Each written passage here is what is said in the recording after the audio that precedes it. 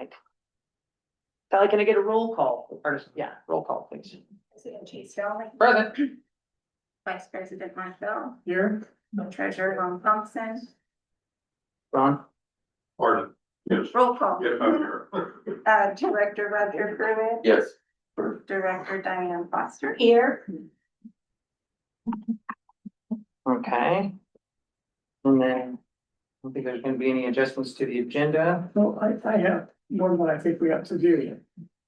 I see an item on the agenda that we specifically voted to not see until like October.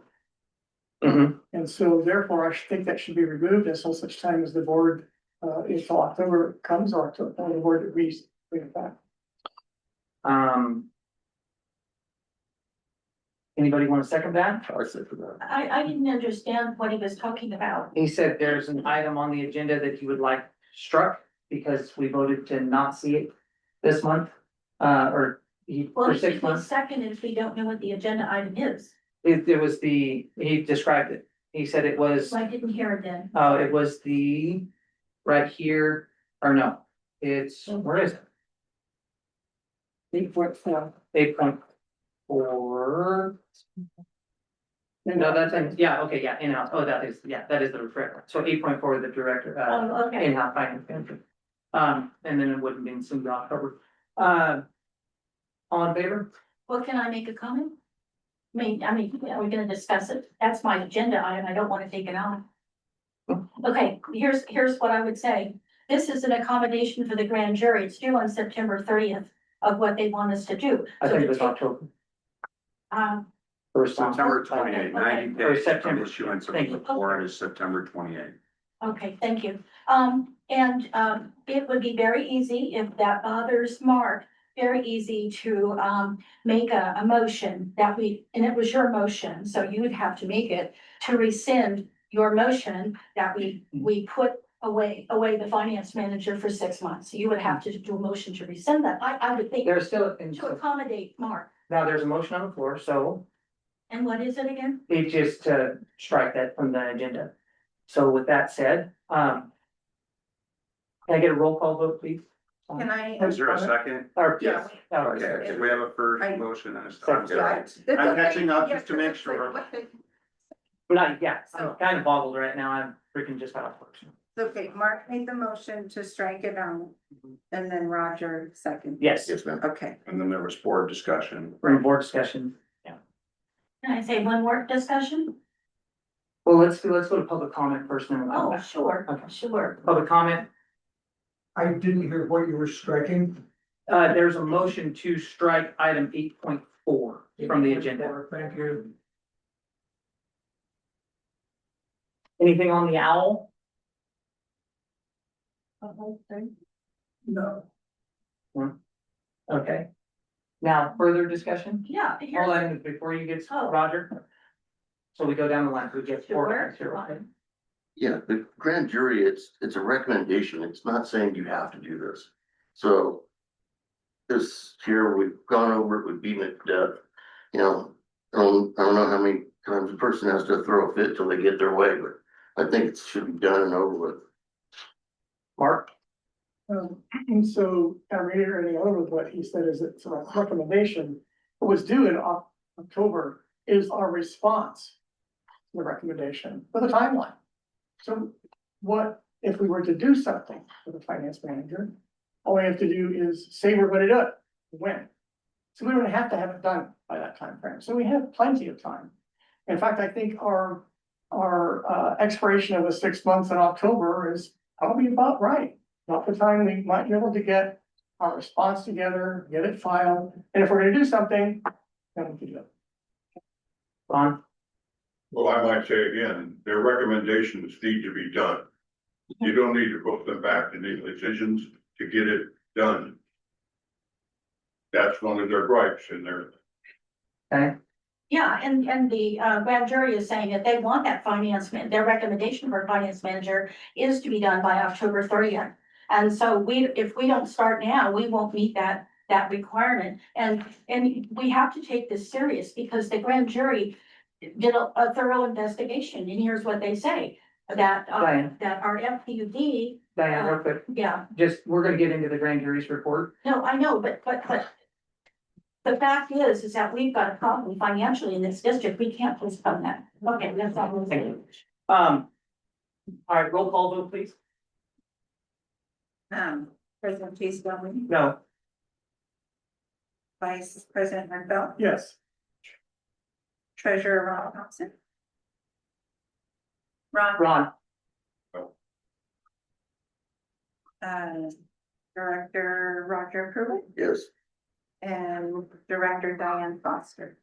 No, motion, denied, what's that? Fails, yes, thank you. My brain, I should have took some freaking creatine before I came, but didn't have time. So anyways, motion fails, 3-2. So I would like to make a motion to, actually have this item heard tonight.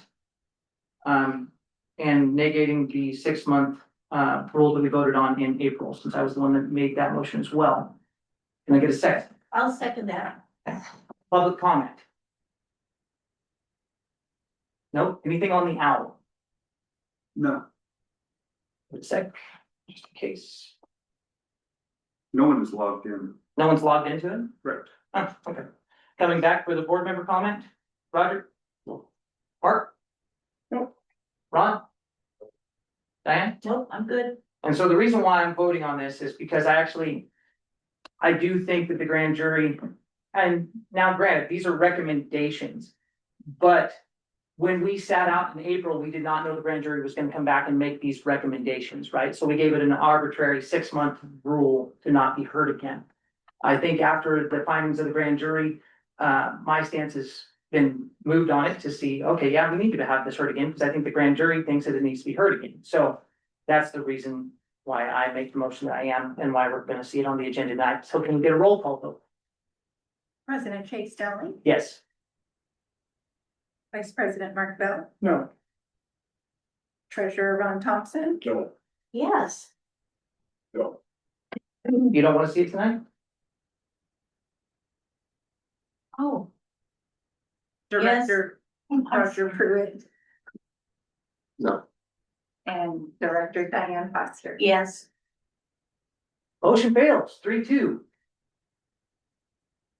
Are we done with this item? Or do you wanna make a motion, Ron? No. So we're not going to hear item 8.4 tonight? About the finance manager? can you tell us why that you voted that way? That we'll never see again.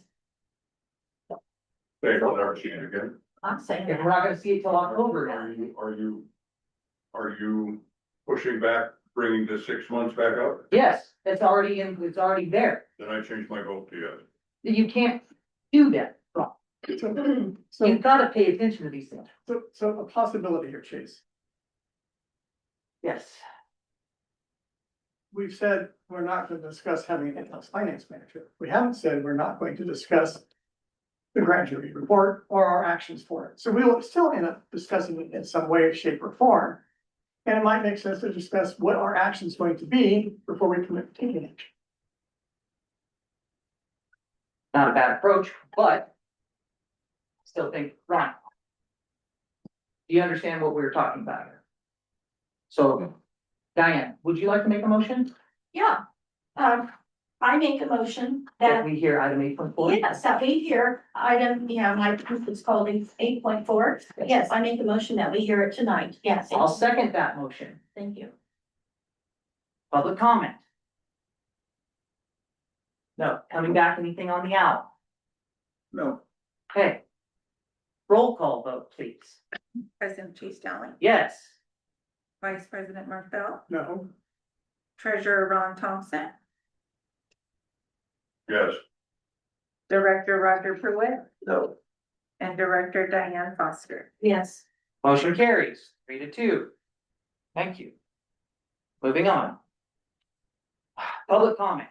Members of the public may provide comments to the board on items that are not on the agenda. We welcome and encourage your comments as the board takes them into consideration in our deliberations. Speakers are limited to a maximum of 3 minutes. The board may not respond to, discuss, or engage in any type of dialogue regarding any public comment. However, the president may direct questions to staff for later response or future consideration by the board. Appropriate and respectful language and behavior is vital to the functioning of a public meeting. We ask that the board, staff, and members of the public to speak courteously and respectfully. Therefore, the board prohibits disruptive behavior. Any public comment? Yes. I'm hoping the board will work, just as you said, respectfully and courteously. Putting your hands over your eyes and saying wrong does not fit that. I respect your comments, so thank you. Wrong. Thank you for that. I do, and we're not supposed to engage in the public comment on this, but I want to make a real quick comment is I should be better at that, and I apologize for doing that, but I have had a long day at work and I am only human, so I do apologize. All right, moving on. Any other public comment? Nope. Okay. Consent agenda. All items listed under the consent agenda are routine in nature and may be approved by one motion. So, did everybody get a chance to look over the minutes and the combined financial report for May? Yes, I would actually like to pull all three of the minutes. I think we're very, very close. I think if we just discuss them here, we can come up with something that we can approve. She did submit or sent out a revision to June that isn't in the board packet, and so we have to be able to approve that anyway. So I think we're very close. Okay, So I'll pull that for the consent agenda. all right. I have a comment on what he just said. Yeah. Saying, well, I guess is Mark wanting to pull all 3 minutes for 3 months? Yes.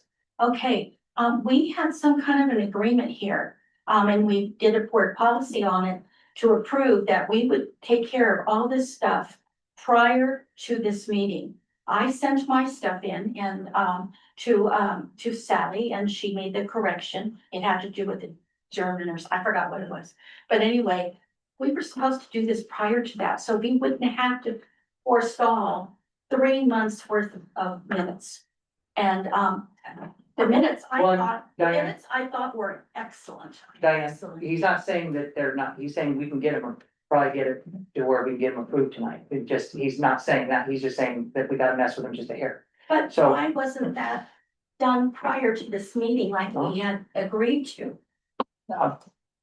We'll have to ask him, but Okay, that's just that. So, can we receive and file the combined financial reports for May, 2026?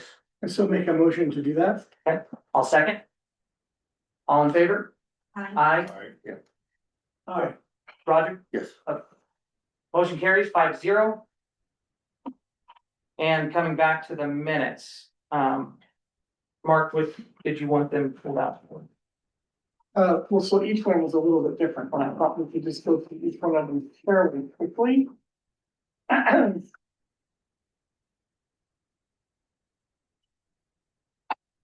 So. I do like, April was very good at, she handled that quite well. Let's see. I think there's one piece in here.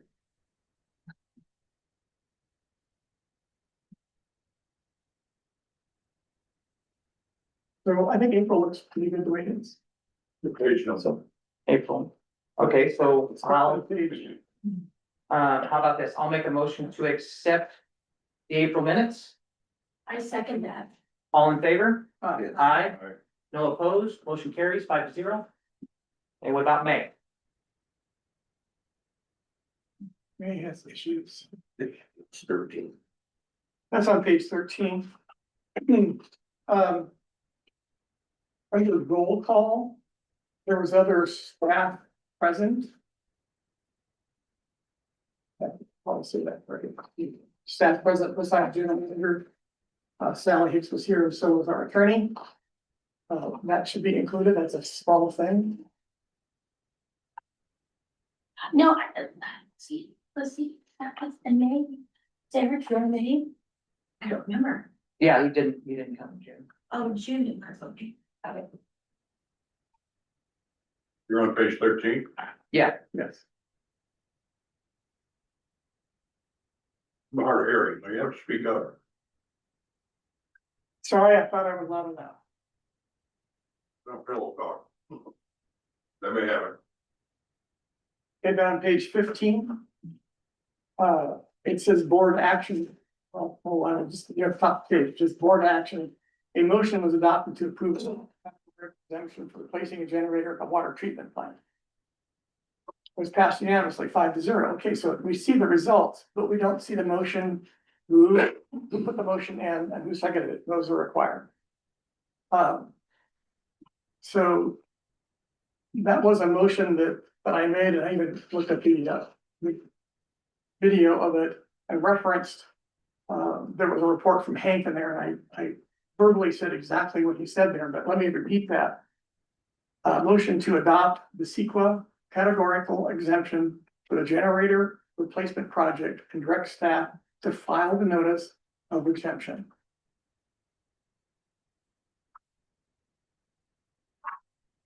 And then Roger seconded. And that was, the ending result was 5-0.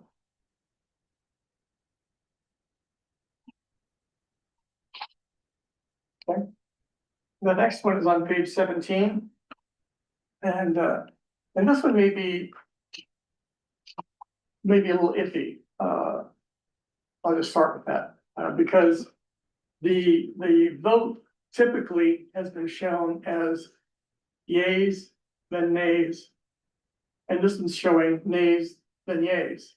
And so it gets confusing if you're kind of looking at that. Now, it does clearly, it says that the motion failed. And who voted yes. I mean, so it's clear that the outcome is clear, but I think it's confusing, and if we're in there, we might as well change it, as long as that seems to be the right thing to do. I heard that. And then the last one, on page 19. The Director Bell item in directory and director items information only. It says, show cost consistently below 100D annually. And that should be with a $sign 100K. It was in the prior draft, correct? I don't know what happened to it. And that was all I had. okay. So with that, I'll make a motion to accept May's minutes with As amended, as amended. Thank you. I'll second that. Okay, you got it first, Roger. Roger's got it. All in favor? I, Aye. Yes. No opposed, motion carries 5-0. And now June.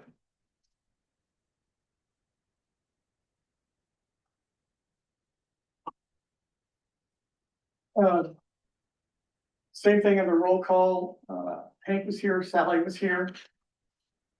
I think it's really important, I didn't make this point before, that we have Sally's name on there when she's authoring the minutes. It's nice to know that she's here. can I make a comment? Sure. Yeah, Mark, you're right. It's in our board policy. Yeah. Yeah, it is, that we have to acknowledge in the minutes, the, like Eric, he's here, and of course Hank is here always, and Sally as secretary. That is in our agenda policy. Mark is correct on that, so that has to be added. The next one's on page 24. Under director's items, information only. In the last line of the Mark mentioned, it says there is an online incoming ethics training he will be completing. And what I actually said it's on upcoming fiscal training. Oh. And it really makes a difference because this is a new requirement to take fiscal training. Ethics training has been around for quite a while. And then there was the one that Diane caught and we got a draft on. That the closed session was canceled. It says it was canceled under director's comments. But she corrected it and put it down in the closed session. And I think you removed report of closed session in that one. Would either be removed because there's no report. Or it should say it was closed, something like that. You have a preference over there, Mr. Robinson? Sure. To have it say removed or take it out completely.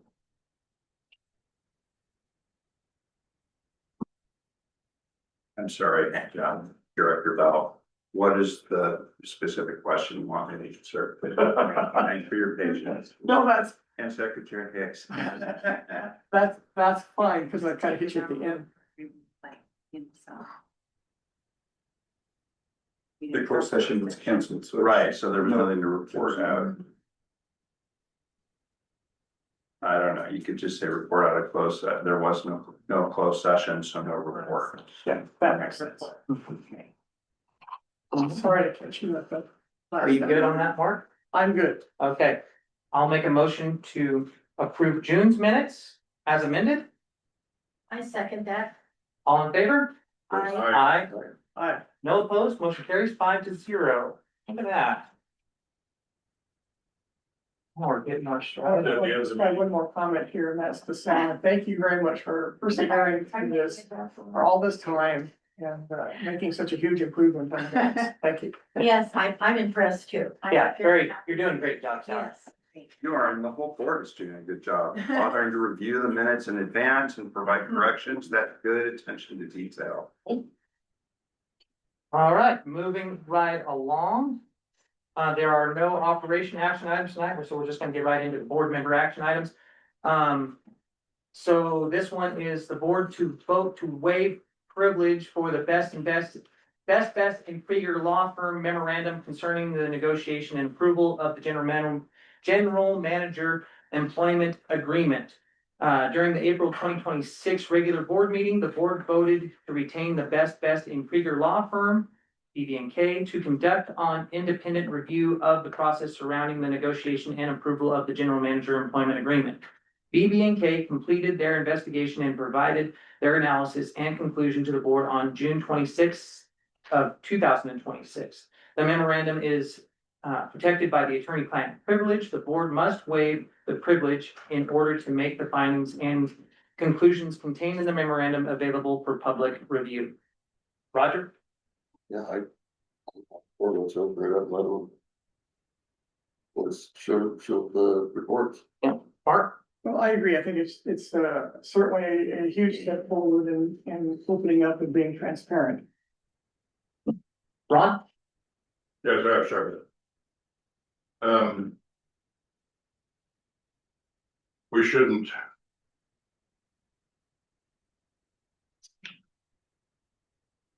This is something that Jane Stoller wrote that you must hear.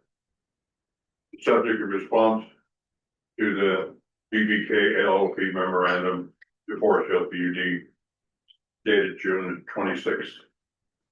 Reference Brown Act issues concerning negotiation and approval of general manager employment agreement. Response to BBK dated July 8th. Author Jane Stoller, elected through December 24 and vice president during the October 9th, 24 PUD meeting. BBK memorandum dated July 8th. It did the district lawfully form and or use negotiating committee to connect with the negotiations of the general manager's agreement. BBK's response, yes. The board authorized directors, Bell and Koppelhoff, along with district council as negotiators with final approval reserved for the full board. Hey, Ron, I'm gonna have to stop you real quick. So we are not discussing what's in that report yet because it's still attorney-client privilege. But once we approve to let the public hear it, then we can discuss it in open forum, right? I think that's how that works, right, Eric? Correct. Okay, Okay, so we can vote to, once we can Yeah, waive it, let's and then if you wanna read that Yeah. in our, it's imperative. board member discussion items, or not our, director, information items. No, we would like to read it, because I have one too, for that, I don't wanna go to the, you're talking about the end of the meeting, go to read it, is that what you're talking about? Yeah, and our information. No, I think it should be read here. Right, because it's relevant right here on 8.1. I want to ask Eric though a question.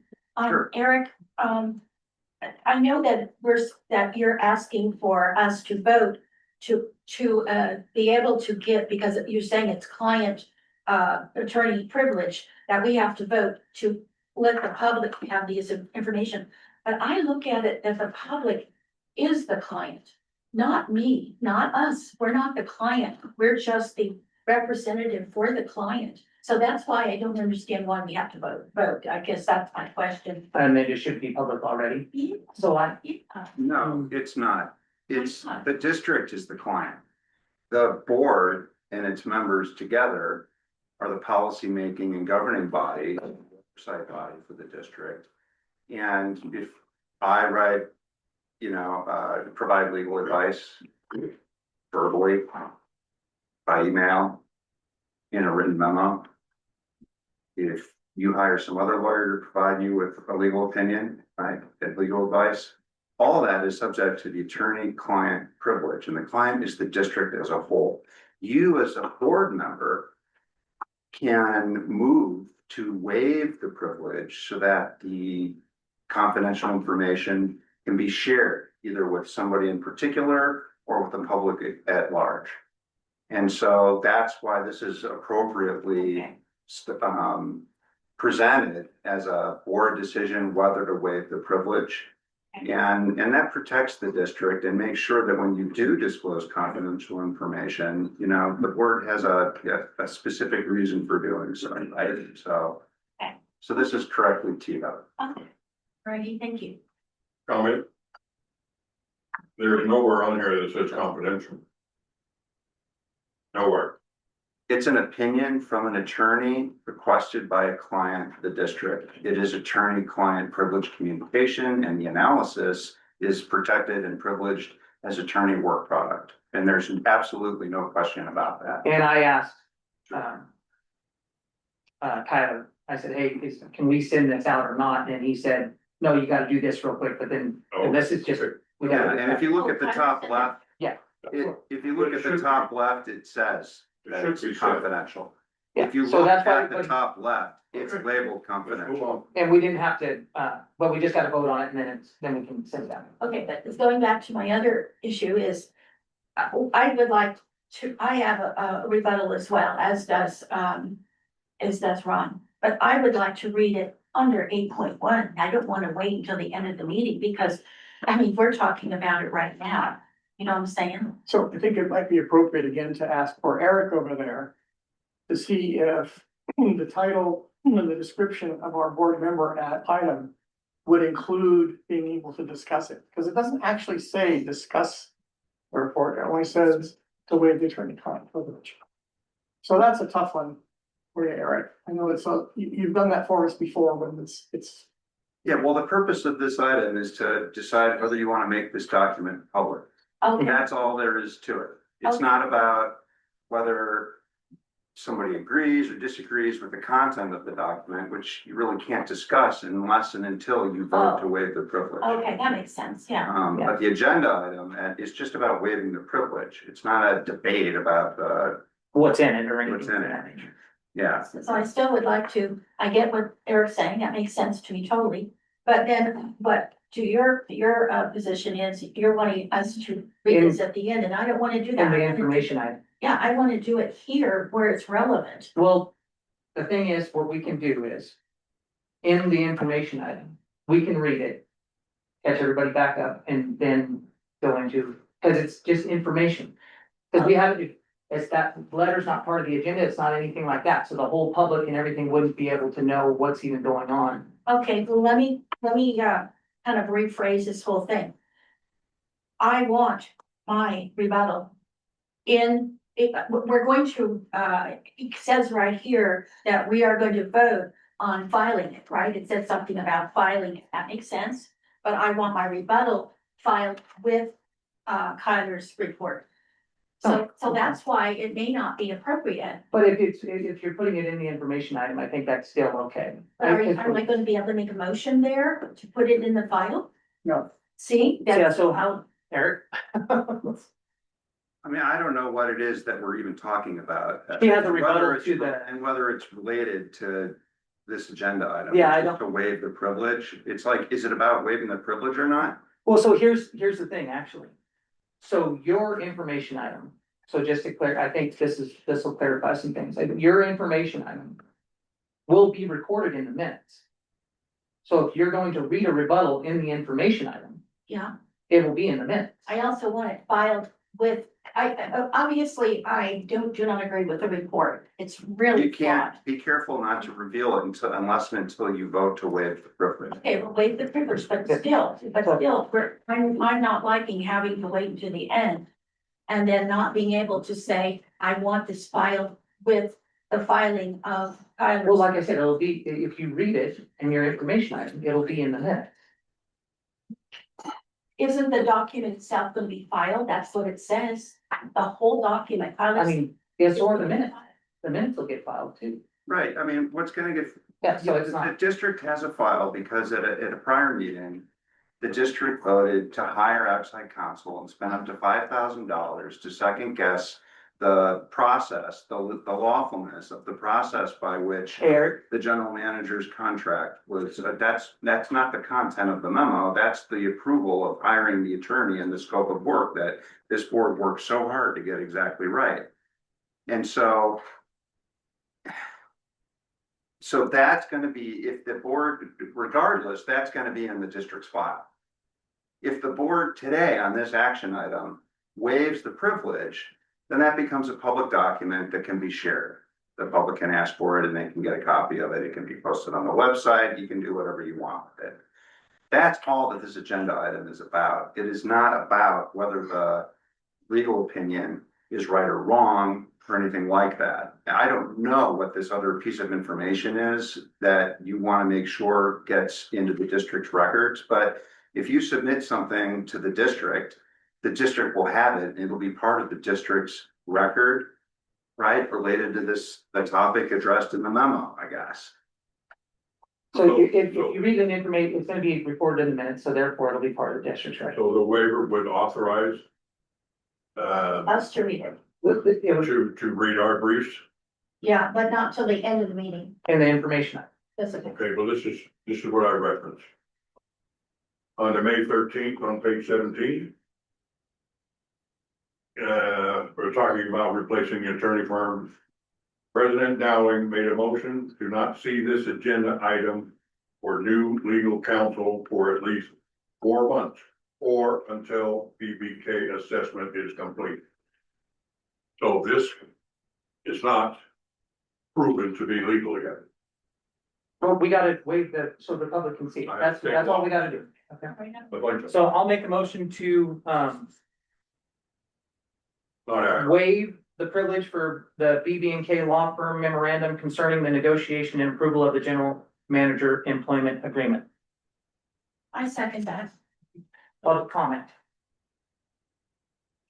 Negative, coming back to the owl.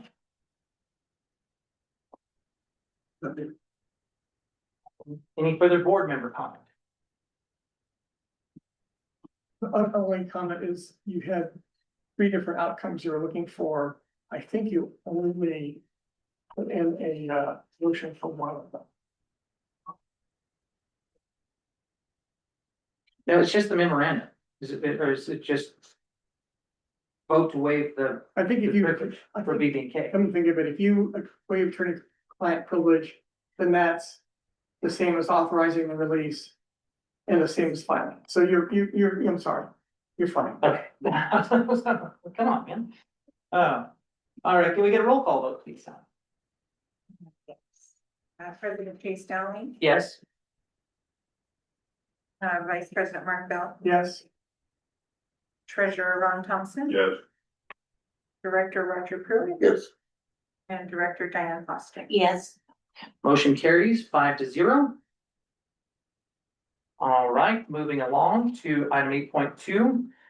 The presentation of the 2025-2026 Placer County Grand Jury final report. The Placer County Civil Grand Jury periodically evaluates local government agencies and issues reports containing findings and recommendations intended to improve government operations, accountability, and effectiveness. The district has received the applicable section of the 2025 and 26 Placer County Grand Jury Final Report for review and consideration by the Board of Directors. Receive and file the applicable section of 2025-26 Placer County Grand Jury Final Report and discuss the report's provided direction regarding the district's response to the findings and recommendations as appropriate. Eric, you wanna lead this one up a little bit? Sure, so the Placer County Civil Grand Jury has a program to evaluate the operations of local government agencies like Forestville Public Utility District. They conduct interviews, request information, written documents. In fact, this board has previously voted to waive privilege on a privileged document by which my firm described the remote meeting participation rules for a board member to be able to vote on an item when they're not present at the physical meeting. And so that document was waived. The privilege was waived and was submitted to the grand jury report. And the district provided a response to all the findings and recommendations in the grand jury's original report.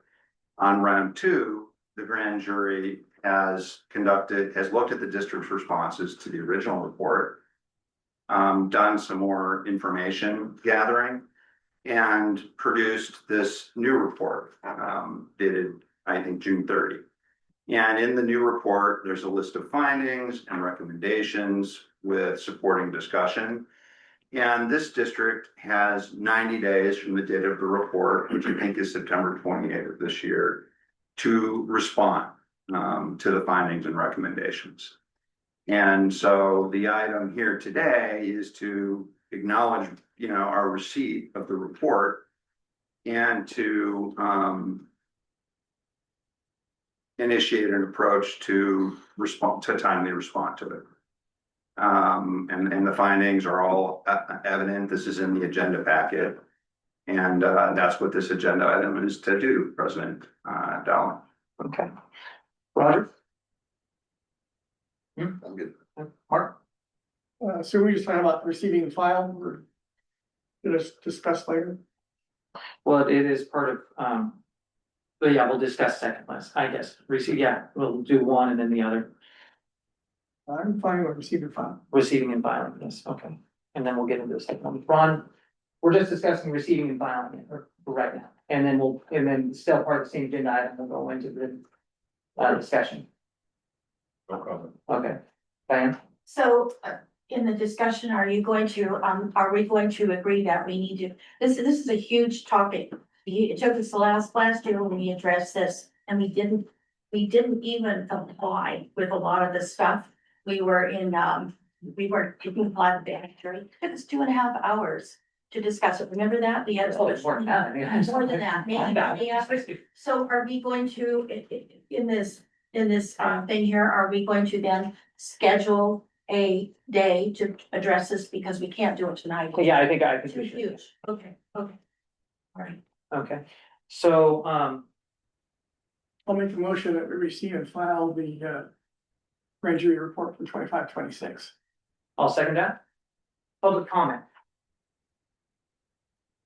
Nope. Anything on the owl? Excuse me. So this is not gonna be discussed tonight? Well, we're gonna discuss it, then we're just receiving and filing, and then we'll discuss, but we'll get into that in a second. Anything on the owl? No. Okay.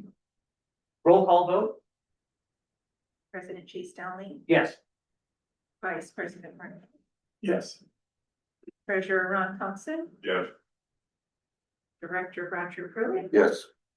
and Director Diane Foster. Yes. Okay. So now, discuss the report and provide direction regarding the district's response to findings and recommendations as appropriate. So, Roger? So, let's see, Diane, gave us a little preview into some of her thoughts, and I have some very similar thoughts, that this is a very long item if we're gonna go through here, one by one. And, I think we might wanna try something else to make our time here a little bit, more beneficial. That might include, sending this to an ad hoc committee to look at. It might include, asking the general manager to make a draft response. That's what we did before, and I have to say, I think that really helped us. It still took us forever, but at least there were a bunch of things that we could say, yes, we agree, and we already had some words to use. The other item, there are a bunch of things in here that are sort of finance related. So we could, ask the finance committee to look at it. So those are, I think, our three options that we have to consider rather than trying to discuss this for the, Yeah, for the, long period of time. Right. I agree. Ron? Yes, anyway. They're discussing the 24-25 Placer County grand jury, 25, 26. 24-25. Well, there's I'm two of reading them. out of it, right? Oh, okay, I was at. It says, while these changes are encouraging for the community, the board should address staffing, governance, span control, strategic issues to create a foundation for the future. However, the Forestville Public Utility District failed to properly respond to the 24-25 grand jury report in the manner prescribed by section 933/933.05 of the California Penal Code. This will go to a judge if we don't do something. It's warning. This is serious business. Don't mess with the grand jury.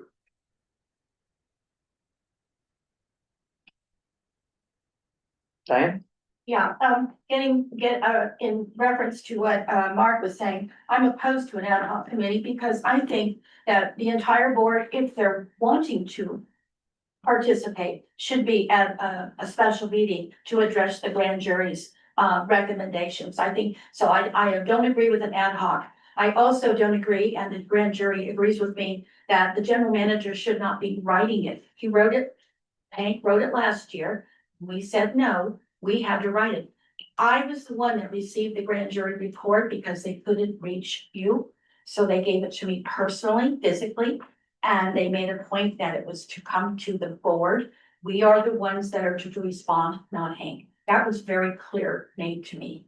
So I disagree that the general manager should be able to well, he can be there, but he isn't the one that's supposed to respond. It's our responsibility as a board. So I do not agree with Mark's analysis that form an ad hoc committee and the general manager could maybe put in points of how we should respond. No, that's not what the grand jury wants. So I think we need to have a special meeting like we did before and take the time to go through it very carefully and address it. And as Ron said, this is very important. The grand jury, you don't mess with the grand jury. I mean, they already made a point that they're not happy that some people, we signed a thing saying we're not supposed to talk about it. And the grand jury was very upset about that some people did. So the grand jury is very serious because they've already looked at us last year. They came back this year and they're saying, whoa, if we don't do the right thing, we're gonna have them here forever, every year. Okay, that's all I have to say. We need to have a special meeting. Ron? Well, I do believe we should do that, but you gotta remember that this board is legally liable, not the general manager. Yeah, that's true. We are legally liable, whether it's a misdemeanor or a felony. But we are the ones that are responsible because we are the district's management. You must keep that in mind. Okay. I agree. I think, where the grand jury was, I agree with Diane on that aspect of it. They didn't want, the general manager to respond. And we tried that last year. The approach that we tried last year, they didn't like, even though we did respond. I thought we responded the way they wanted us to, but apparently we didn't. So, and that's, I mean, we tried, but obviously we did something wrong, so. My recommendation would be to have a special meeting, with council. That way we could figure out. What the proper response would be legally, and we're not messing up and flubbing the response, because. Last year we thought, I mean, we sat in that meeting for 5 hours and we thought we had it. I agree with you. And, yeah, and they I haven't apparently did. figured it out either. I'm like, why, I thought we responded, we read the whole directions and everything, and I agree with you. So- I read it and I can't figure out what they want. so I don't know, yeah, I don't know what that is, but I think, Maybe Eric knows. Well, I might offer a solution, that whatever responses are there come before the entire board, and we approve that response.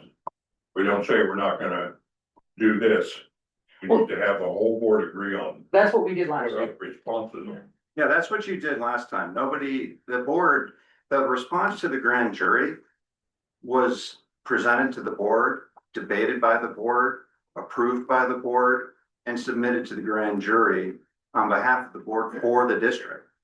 So nobody went off and did anything separately. That was a board response to the grand jury's initial report, and I too cannot figure out what it is they think we didn't adequately respond to. Okay. It was unhelpful that they didn't explain Yeah, themselves, yeah. and surprising that they would say something like that without providing any clue as to what they were talking about. I agree. I tried to figure it out. I can't. I same here, so, But you know, it's a group of citizens that are volunteering to do the job. And they're doing, they have varying range of knowledge, and I think they're doing their level best. And so we gotta give them grace, right? Just like we expect grace. So a little bit, if you can, at least in their portion where they rejected our last response, I can mostly see what they're talking about. Because we missed giving a date. They want a date. That's all they wanted. In some of those. In one of them, I can't understand because they say our response, I think was for F3, was inappropriate. We gave a response that we agree. That's all that's required. So I think that there's some perhaps miscommunication on their part. Or somebody kind of had a typo or something, but that was clearly a correct response. And I think we'll just have to go through it again to get it right. I don't think it's necessarily that hard. Having Eric around probably help us, but responses to give you what you want to say, they want you to say. We just messed up in our endeavor to get through it, and we never went back and say, oh, wait a minute, these little line. yeah, a little item. So Eric, is there any, are we ever able to contact them and ask them to clarify what they didn't understand? I mean, I don't see anything in the documents that say we can contact them and ask. But are you familiar with anything that we could contact them and ask? In order to help this board do a good job on this next round, my plan has been to contact them and Oh. ask them that question Oh, okay. in order to help make this more straightforward for you. All right, I like that idea. I do. Yeah, I mean, we thought last year, we thought wrong apparently, that we're like, oh, they gave us directions, we can do this, no problem. And no. Yeah, So will you do that? Can we make a motion or something to Eric do that? That would be good. I don't know that you need a motion, Well, but I'll do it. oh, you'll do it. Okay, okay. but we should probably make a motion to, let's see, probably, let me see, schedule a special meeting. Yeah. We're on a weekend. Yeah, the only time I can't make it, I'll be occupied all next week until a week from this Friday, then I'm free anytime except tomorrow. So, I would suggest we do something like, empower our president to poll us when we're available. Because if we go through it here, that will take another hour as we go through what dates we're available, yeah, but because I'm not available a lot. but if we do that though, then it'll be a serial meeting. technically. No. No, not on No. whether people are available for a special meeting, just in polling people's availability for the special meeting, so you can set the date. So we can do that? You can totally do that. That's Okay. just logistics to set up a special meeting. Okay, so we don't have to come up with a special meeting or date tonight. We can Correct. kind of work with the whole board and get a special meeting done. That's right, and then there'll be a Okay. Brown Okay. Act meeting notice for the special meeting date that works. And the public will know and can come and watch. Okay, Well, Okay, can't but we you do said it now? work with. Can't we do it? Why can't we do it now? You said work with it just to make sure. I don't think that means, once again, we can't have a big serial meeting about it, but if you say, send me your availability for these 2 weeks, or this month. Yeah, I'll send you the availability. We don't share, all goes to you. Mhm. Then you look and say, holy shit, there's no time. And now I need the dates for the next 2 weeks that you're available, or whatever you wanna do for that. okay, that would be the way to do it. or a doodle poll or whatever. Okay, Yeah, whatever. okay, that's. That's a serial meeting, you're saying? No, No. nobody wants a serial meeting. It's illegal under the Brown Act. We're not doing a serial meeting. Gathering availabilities, dates and times to have a public meeting is not a serial meeting. The act of doing that is just collecting No, I just logistical understand. information. It's not a week. So, Correct. Mark, you wanna make a motion for that? You're better at that. So I'm actually, Eric's gonna do the same, so we're talking about, can I make a motion that we appoint Chase to determine from the board when they are available and set up a special meeting to address the grand jury report. Why do we need a motion for that? I don't know if we did, but we got one anyway. Yeah, I'll second that. Public comment? Yes, Steve? It's a very important topic that affects all of the Forest Hill community. And for the life of me, I can't figure out why the board doesn't take it as being serious and come up with a date tonight. That's your job, that's your duty, and you're supposed to be representing the community. You've got 5 people there to say, here's when I'm available and get it done. Why do you keep pushing stuff out? Yeah, I'm available, anytime Anytime. after this, Shoot, a week from Friday, anytime after that, I'm available. Coming back, further board member comment. Mark? Wrong. I'm all ready. Yeah, and I think You do it that, tomorrow, I don't care, I can do it Sunday, it doesn't make a difference to me, but I'm available every day for this. yeah, I think Steve is right though, because, I mean, the public would like to be, some public people would like to be there. And so they need that announcement early of when we're going to, hold that meeting. Well, so the thing about that is too, it's a special meeting, it's not an emergency meeting. So the special meeting still has to go through the same notification laws as a regular meeting. Oh, on our, website, you mean? Yeah, so it still has to go through all the same steps. Yeah, you're gonna have a Brown Act meeting notice that's on the district's website in advance so that people can know about it. But the point is, why can't we do it tonight? That's Steve's point. Well, and actually here, real quick, One other point to consider, Eric's volunteered to communicate with the grand jury to get some advice or get some further details. Would probably be nice if we met after he did that. Well, I'm not available anyway for a week, so that would work. Eric could get to them. and it'd have to be a week after that anyways. And it would have to So be a week give me after just a you, second, right? give me just a second, it would have to be a week Yeah. for me. So. You wanna pull your motion real quick so we can discuss this a little bit more? But we can discuss it as much as we want, as long as we're discussing it, helps the board. So Eric, when would you are you available on weekends? In general, I don't have like a rule against working on weekends. I'm a lawyer. I work all the time. Gotcha. And that's the issue, would be me being able to check my calendar to make sure I have adequate time to prepare and be at the meeting. And my calendar is pretty busy. Would it be easier for you to go on Zoom? Do it that way, Sure, we can do Zoom in person. or you'd have to have paper? I still, right, whoever is gonna participate remotely needs to be available, even if they're remote, right? So it's still a calendar thing. So you don't have an available date for yourself right now? Well, I have I can look at my calendar. But the other part is, how long do you think it will take you to contact this grand jury and get some sort of idea out of them? That's Well, not, that I can do immediately. The real issue is gonna be, do they respond, how long it takes, Yeah, okay. you know? Who knows? so you're thinking, Well, I verbal even, okay, either way. you know, like I'm gonna call and I'll probably get a live person, but I don't know that I'm gonna get an answer. That's gonna lead to that person needing to talk to Yeah, more I'm people. busy. And then maybe somebody gets back to me, get the info. Yeah, cause your appointments are ongoing and incoming, you know. Why don't you pick that weekend of your choice, because the weekend is important. Well, and that's what I'm thinking, So then you guys are discussing dates, and that seems to not be on the topic of this motion. that's very true, that's why I said, if you wanna rescind your motion, cause we still gotta do. Well, why don't we just finish the motion and see if, what we come up with? All right, roll call vote, Sally? What's the motion again? That we, well, you wanna read what you have, rather than me making up again? Yeah, Mark made a motion to appoint Chase to determine board availability to set up a special meeting to go over the grand jury report.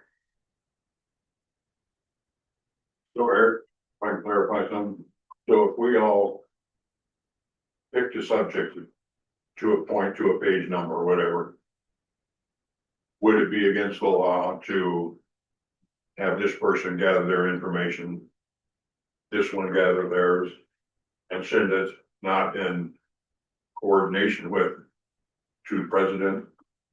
Would that, What would information? that construct a serial meeting? Let's get through this motion real quick. I don't think. Well, I'm trying to clarify, we could do it a different way. Well, yeah, let's see if this one, Well, you are going to need to meet in public before approving a response to the grand jury report. And I'm gonna be on us to get that done before, you know, so we can submit it on or by September 28th, which is 90 days after the date on the front of the report. That's right. And you're gonna have to have a public meeting, but you know, you cannot engage in, you know, information sharing in order to develop a response amongst each other outside of the public meeting. That would No, I'm be not a saying normal that. meeting. And so, but if you have information that you want to send to our board president, or, you know, or Hank, or me, or whatever, like, you can submit your information.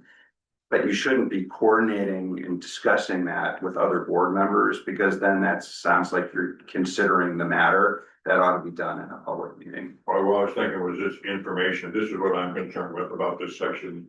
Yeah, you can write stuff up and send it in and put it in the hopper.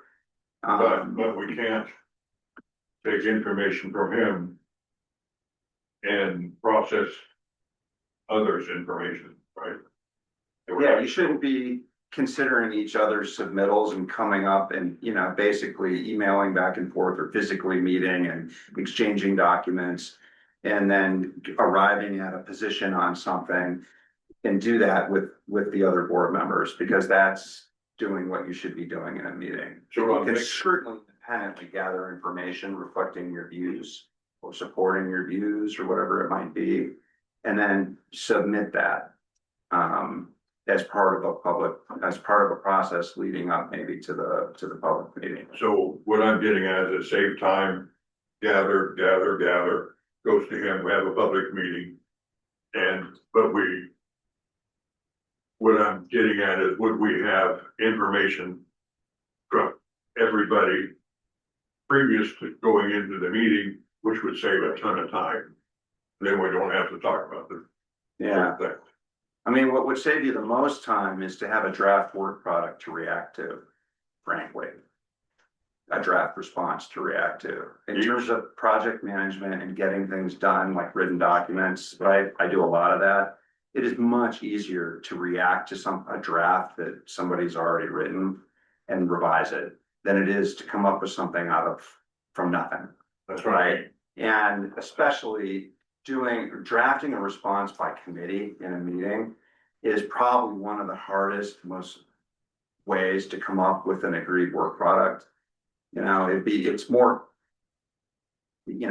common for somebody to come up with a draft and then react to it. You guys decided you didn't want to do that, and that's your decision. But as we're talking about the logistics of coming together on a draft that the board can vote on.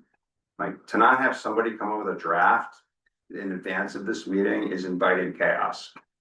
So, So if each of Wait a us minute. made a draft, if Wait a each of us minute. made a draft and we went to a meeting, then you're saying that's gonna be more complicated than just sitting down and arguing about it? I think sitting down and just arguing about it is gonna be challenging to come up with a draft response. I think it's, likely to be more efficient, like I could work with your board president and if you wanted, and the board president wanted to come up with a draft response that you could all chew on, revise, edit, throw out whatever, but you got something to react to. The general manager could do that with the board president. Somebody, yeah, so somehow coming up with a draft to react to at the meeting seems more promising to me than trying to do it live at the meeting. Like, who's gonna be the one creating the draft at the meeting, during the meeting? So, Who's gonna take that role? Mark, would you mind if we amended your motion? we'll give it a shot, Okay, but not yet. okay. Can I get a roll call? Okay, What's the motion again? what was it again, the motion, I forgot it. Mark made a motion to appoint Chase to determine board availability to set up a special meeting to go over the grand jury report. And then Chase seconded that motion. Roll call. So, Chase Dowling, No, Ron Bell, so I said we can amend this. or Mark Bell. No, you really confused me for I talking. know. Didn't hear you. Oh, No, that's okay. Mark Bell. But can we, Yeah. Director Thompson didn't hear the motion. Can you say it, slowly and really loudly? Of course. So Chase made a, oh, no. not slowly, just Wow. loudly. Mark made a motion to appoint Chase to determine board availability to set up a special meeting to go over the grand jury report. Opposed to doing it Then tonight. Chase Tonight. seconded the motion. And now I got a no from Chase. Mark Bell, Yes. Ron Thompson, No, I think we can do something tonight. Roger Pruitt, No, and Diane Foster. No, I think that failed. Motion fails 2-3. Okay, Wait a minute, so, I have Four to 4-1. one. or four, is it 4-1 or 1-4? One to Did you- four, sorry. Vote no, 2? Fails. Oh, I thought you voted yes, Roger, sorry. I thought, I heard, so anyway, so now what I'm hearing, and I think we can get this right, I'll make a motion to, schedule a special meeting before next month's meeting, but still, try to gather the information for an open date between now and then for everybody, so we don't have to try to do our schedules tonight, because I think everybody's gonna get confused, and we're gonna. well, I'm not. Holy crap, I lost trying to write that down. Three of us right here, no, when we're available, three of us do. He's available at any time. You're available at a certain time, I'm available at that same certain time. So there's three of us that agree when we could do it, I mean, Well, I'm not, because I'm not exactly sure if I'm gonna be open this week. So that's where I'm like, I don't know if I'm gonna, and I still gotta talk to the wife on those things. So that's. I'm That's not sure. if why I'm- typically you would figure out people's But we availability. can still have the meeting, we can still have the meeting before next month's meeting, so schedule it within the next 4 weeks. that doesn't help the community. But that does, because we still have the public note, Yeah, still yeah, have to publicly post it. yeah, a in week advance. before, that's just, I mean, but. We'll know it way in advance, that's just not fair to the public. Okay, so. And the only reason why I say this is because, so I'm gonna take 10 minutes and I'm gonna step out in the hallway and call my wife. And see what weekends are available. Mark, you're gonna do the same thing. We're gonna come up with that. Okay, I have a pretty good schedule, but depending on what dates you come up with, I may have to have a separate Okay. call. Okay, so that's what it's gonna, that's what's. 30 days. That's what I was gonna say, we could do that during email and just come up with that and then let the public know, but. If we wanna do it that way. We can do it that way.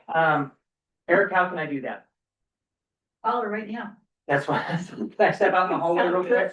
Why don't we Call my have, wife. why don't we have a 10-minute break and that way we can get other stuff. Yeah, take a break and then. Gonna take a 10-minute break real quick.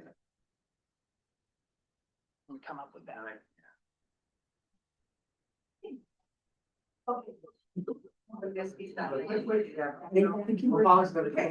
So your calendar. Yeah, cause I, yeah.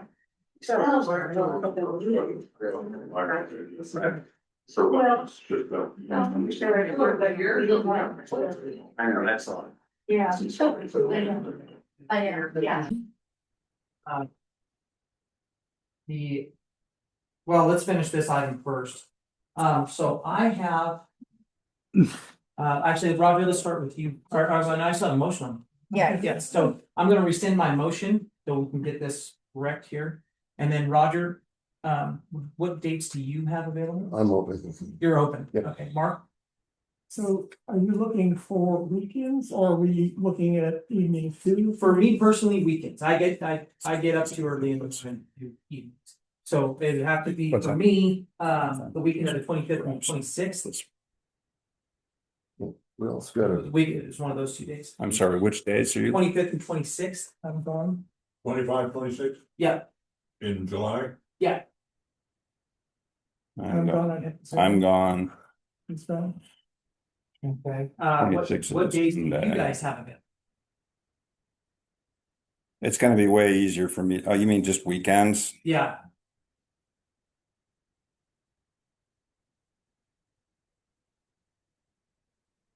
First and second, I could miss the tennis. Are we Wouldn't looking be mad at me. at well, this August? Sunday would be, what about Sunday? Yeah, Second. Sunday. Eric? About Sunday the 2nd for you? I'm out of town on August. Can you zoom in?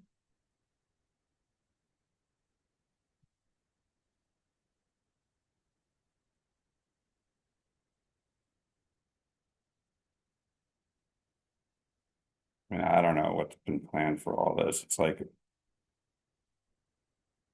you have a wife too? yeah, the whole fleet, Oh, not necessarily. maybe. Eric gets the information for us and where we went wrong last year. Maybe that's all we need. You know? Or you could zoom in and we'll call it. Of course, that is too. Yeah. But he's on vacation. It's gonna take, what, 35 hours? So it's a big commitment. On a special meeting. I mean, it's even work, he didn't tell us. Well, at least he's on vacation. Yeah, he might not be. That's why I said. Okay, so you're still looking at a Sunday. That's or Saturday, but I mean, Well, I that, guess Tev is, first trip Saturday, back. we could go Saturday. So, if we go to the next one, This is what I April emailed, ninth. it would have been nice, but. Yeah, this is a challenging way to do this. You know, is Sally required to be there too? Well, she is taking, yeah, she's taking minutes, yeah. Oh, so she would do what Mark did last time, right? Mhm. Okay, we used a computer, Sally, that might help if you just type. Well, and actually, what's your availability, Sally? Yeah, that's why I'm like, do I have to do that? So, Now, you're most important. I need my work calendar is really what I need here. So what Yeah, I'm, you can't respond then? No, this is not a It practical would approach be to doing this. better if I All right, let's figure another. Not with people who are busy and have jobs and all these things going on in their lives. Figure another approach. well, we were trying. Well, that's one that didn't work. We'll just try something else. Okay, so does anybody else got any good recommendations for getting a special meeting? Could I- Yeah, Oh, go ahead. Well, since I'm secretary, like, would it be beneficial if I sent out like the email to all of you? Yeah. Checked availability, checked everyone's dates and then got back to That you? makes sense. With that, Yeah, Yeah, or you could run a doodle poll, which is an online tool that's pretty straightforward. sense to me. And that way, nobody's gonna make a mistake and say they're available when there's something they didn't that they've And really- overlooked, and we you really want should everybody to be be there there. too, because last year it took a lot longer when there was just only 3 of us that were there. Because the three of us, I mean, we had to really, you know. I mean, yeah, it was just, the property part of It took a long time because we didn't agree. That's what took us. Okay, that was the. that's gonna happen again. I know. So I like that idea. I'll make a motion that, Sally, send out availability to the board, for dates for a special meeting between, now and our next meeting in August. Our next regular Regular. meeting in August. To make a motion for me to send out availability to the board for a special meeting before August. Before our next regular meeting. Before next regular. We were talking only weekends. Is there any chance that you could do it in the evenings?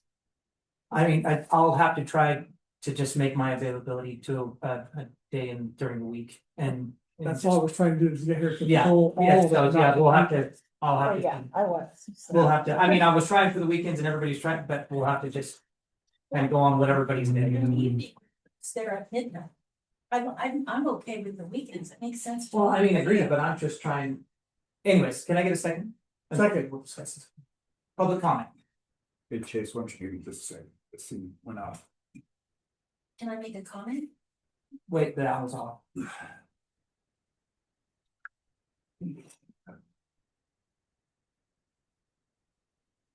We'll do it on more than a comment. Okay. Yeah, nothing like you might have to let it set for a few seconds before it unloads and then you can reboot it.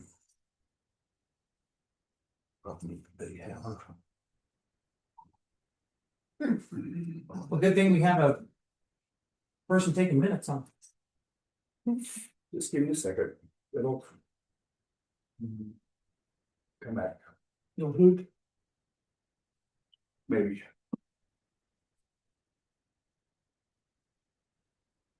You ever feel like it's one of those days that just, you know, just a square wheel rolling down the road? Yeah, Sit there and you go, this is supposed to be a lot smoother than this. it's like what's Mm. next? Yeah. This is. That's the problem.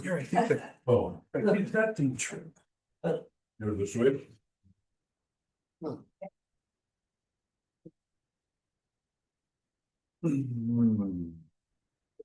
Well, look, on the plug right there. That's it right there. Oh, it got, Now it's staring at me.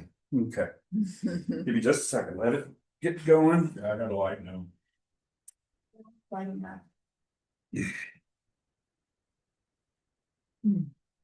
Okay, give me just 1 second, it should be.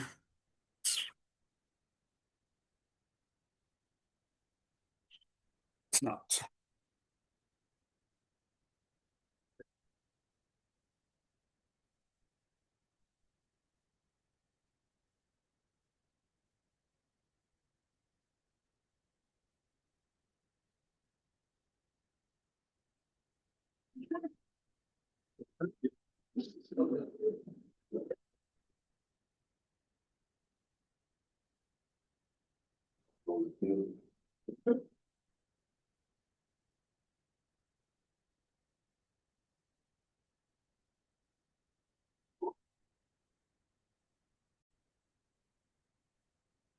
Back? Okay. Public comment? Anything on the owl this time? Well, now we gotta wait to see if anybody else logs back in. No, Mark, can you, how long does it take to log in? Just to see if somebody's It trying. took me probably a good minute and a half, so, I don't know. It's fast if you're home, you can click on the link. Click on the link, so. He was in 5 minutes. Give it a sec just to see if there's anybody that got kicked off and wants to comment. That was me, I was just seeing it. You're just, so you got logged back in. Okay, all right, Yeah. So Diane, Yeah, the one thing we have to take into consideration as well, when we're coming up with the day, is the fact that it may be that a day that everybody could make it could be too far closer to the deadline for the grand jury. So we have to really consider that maybe there are some people that just aren't going to be able to make it. in a timely way. We should consider that. Well, and that's why the motion, I stated that we try to do it before the next regular board meeting in August. Or a special meeting, so, Okay, all right. yeah, Okay, all right. Oh, I didn't realize you would put a date. Okay. All right. okay. Roll call vote, please. You get a second. Yes, second. Chase Dowling, Yes. Mark Bell, Yes, Carl Thompson, Roger Pruitt, Yes. and Diane Foster. Yes. Motion carries 5-0. All right, and we will let the public know when we get that date figured out. Moving on to item 8.3, which is review of the board's response to the 2024-2025 Placer County Grand Jury Final Report. The 2024-2025 Placer County Civil Grand Jury issued its final report in June of 2025, which included findings and recommendations pertaining to Forest Hill Public Utility District. The Forest Hill Public Utility District Board of Directors adopted and submitted its official response to the grand jury on August 18, 2025. The board will review its prior response to in conjunction with consideration of the 2025-26 grand jury final report. Requested outcome is that the board review the district's August 18, 2025 response to the 2024-2025 Placer County Civil Grand Jury final report and discuss whether any additional action or just direction is warranted. I think we pretty much discussed that in our last item. They are two separate reports, so it's two separate items, but I think we can handle. I think we handled this one at the same time we handled the other one, would be my great, recommendation. Roger, Yes. I agree. Mark, yeah, works for me. Ron, Which date? just say as the same as the, Yeah, I agree. there's nothing I can't cancel. okay, so I'll make a motion that we include this I wish we could speed it up. include this agenda item at our special meeting when we get that scheduled. The 8.3, Yes.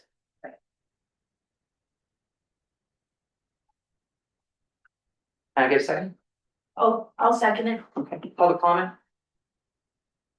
Nope, anything on the owl? No.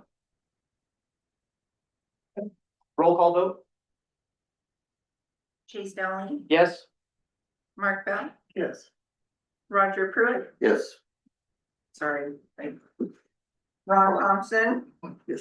Yes, Roger Pruitt, Yes. I just wish we could speed it up. Diane Foster. Yes. Okay, motion carries 5-0.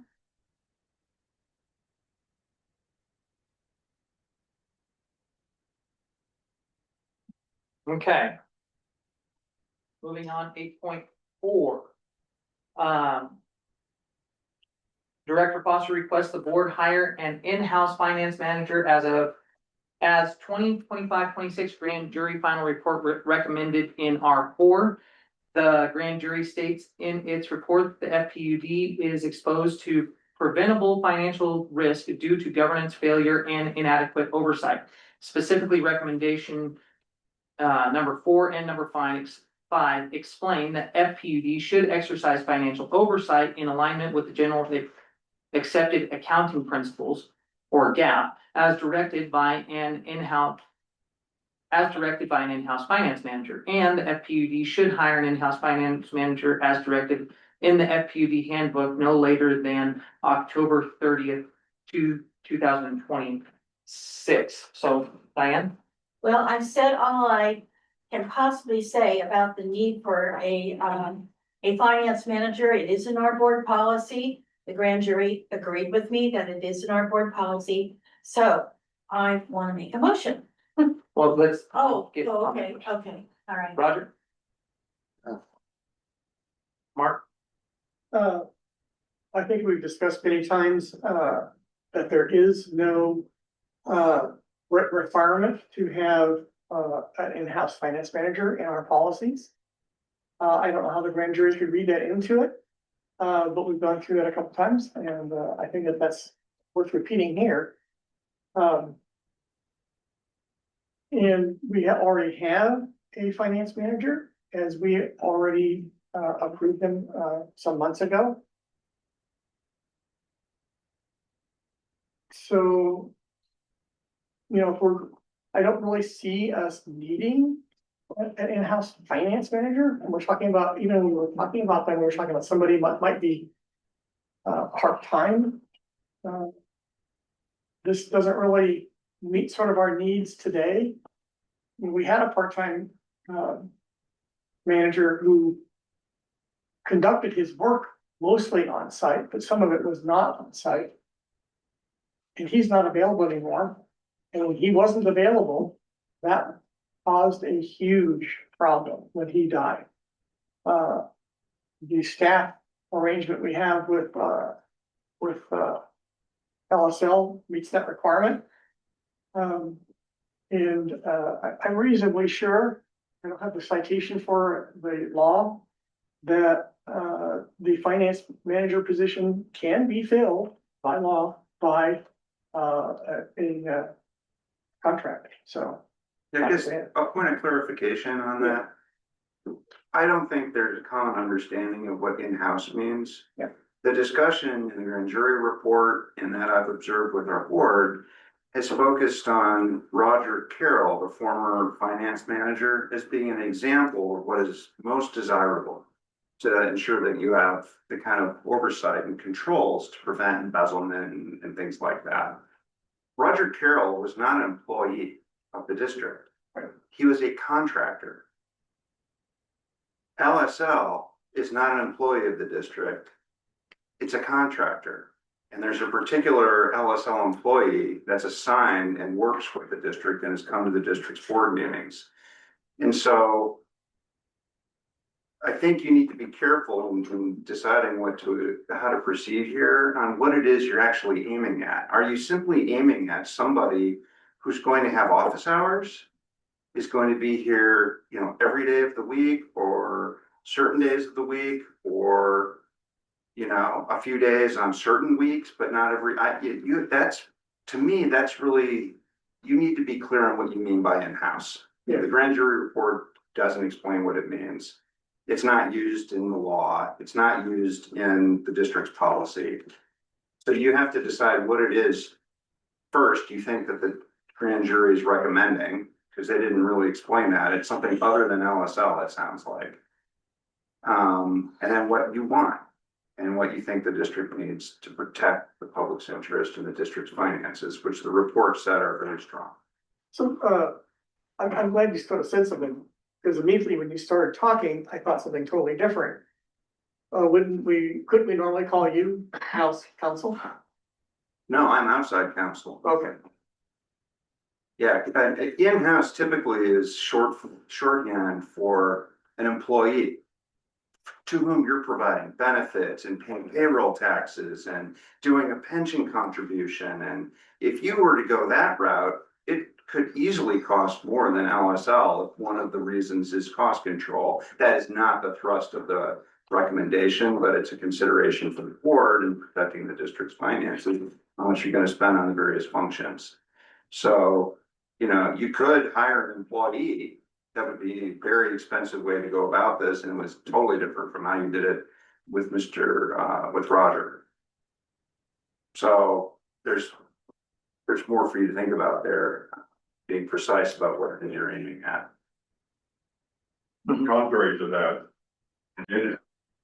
or whether it be contract or employee, that is the person that's contactable, because Roger Carroll is an exceptional person. He did the vote for Loomis, and he came one day a week to do ours. They only have 9 employees, and that was it. Payroll, we could do everything in one day. I'd like to respond again. We are looking for that. We are looking to take the GM out of the financial market. He is not qualified to do this. I don't care what he claims. He's not. And it's in the grand jury that he's not. I can read it right now. He's not supposed to be doing the finance because we get no bank statements. We don't get any monthly payroll statements. We get nothing. No checking it. Somebody from the public puts in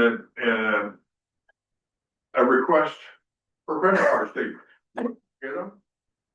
But they get one that you can't even read with a microscope. Thank- These are the financial thing. This is our fiduciary responsibility is the finances. The staff is supposed to do what we tell them to do. And if we're wrong, not their fault. But we have absolutely, we're just jumping around like a couple of kangaroos trying to go somewhere. And we're not going anywhere. We need to take charge of all the finances, credit cards, payroll, everything. And if we don't have that, we will put another person in the office to do the payroll. But it has to come back to the board. Not away from the board. It's all over the grand jury. This report, and last year. This must be rectified, and immediately. Pushing it back for another 3 weeks is not helping anything. Are you done? good? Okay. Okay, I keep thinking you're done now. I, Don't be still go. I do not agree with Eric at all. The grand jury was very clear that we have a problem in this district. And I'll just read the sentence. The FPUD is exposed to preventable financial risk due to governance failure and an inadequate oversight. And what they're talking about, Sam, we do not follow is a gap, the standard policy that all financial people that that work in the district follow. Checks and balances, mainly checks and balances. As far as what Eric was talking about, negotiable, no, I mean, what he was talking about of, well, what are the days, what are the times, blah, blah, blah, blah, blah. Oh, I didn't mean to be insulting by saying that. I couldn't remember everything Eric said, but that's negotiable. See, you find the manager, a part-time person that's interested, and then you negotiate. What days do you want to be here? We need part-time. What days are convenient for you and the FPUD? What time do you want to do this? So that's all negotiable. You just want to throw this out there. And then the last point I want to make is that, and the grand jury made this point as well. And I've made it over and over. I don't know how much I can say this. The finance manager is a person, not a firm. And it's in our policy that we need a finance manager. That would be a person, not a firm. So if to not put this out, to hire somebody, we will be neglectful. And Ron is right. We as a board are responsible for the finances. Yes, our finances look good as far as we're very well healthy when it comes to what we're making. But it's the checks and balances are definitely missing. And remember, Sue Kiesling mentioned that to us 2 months ago, because she's a finance person. And she said, we're not following those rules. We're in jeopardy. The grand jury supports that. We have a problem here. We've got to get a manager in that office. So I want to clarify, because apparently I wasn't clear in what I said. I don't have a position on whether you should hire, update your approach to the finance manager position. That's not my role to have an opinion on. That's your decision. All I'm suggesting, all I'm advocating for is that you be very deliberate about what it is you want to switch to. I think we already And know that that. in-house is not a clearly defined term. And that maybe what the grand jury is really getting at, and you would know what you're getting at, is that you want somebody who's physically present more often or on a regular schedule or something like that, right? But what I am telling you is that there is a legal difference between hiring an independent contractor to help you, whether it's an individual or whether it's an individual who's formed a business and you're hiring that person's firm, but you're getting that individual because that person is the firm. You know, let's not get hung up on the semantics of all that, but be careful to be clear on what it is you're seeking, right? And if you go for an employee, that's a very expensive fix. If you go for an independent contractor, that's very straightforward. And we would help you do the contract either way. But my suggestion is to know that there's a difference between an employee I already and know an that. independent I already contractor. know that. We Yeah. do know that because that's what, That's what Roger was, a contracted person, and that should be put in the motion. For me to put in the motion, that we want a contracted person, right? So that's what Roger was. Well, and so, Talking about Lori. Well, Well, Lori could be it too, why is because I'm that just thing- talking about anybody in general. A person just joined the meeting, oh, his name is Matthew. gotcha. I think. I agree with what the grand jury said. I think having someone physically, and this has nothing to do. It has nothing to do, with the general manager's capabilities, in my eyes. Now, I know you guys are different on that, and that's okay. Oh, I actually stated that. Yeah. That I don't have a problem with the knowledge that Hank has. What I'm saying is that, and the grand jury said it too, only one person is doing all the finances. One person Hmm. has a violation of the gap. It can, Well, I no think- checks and balances.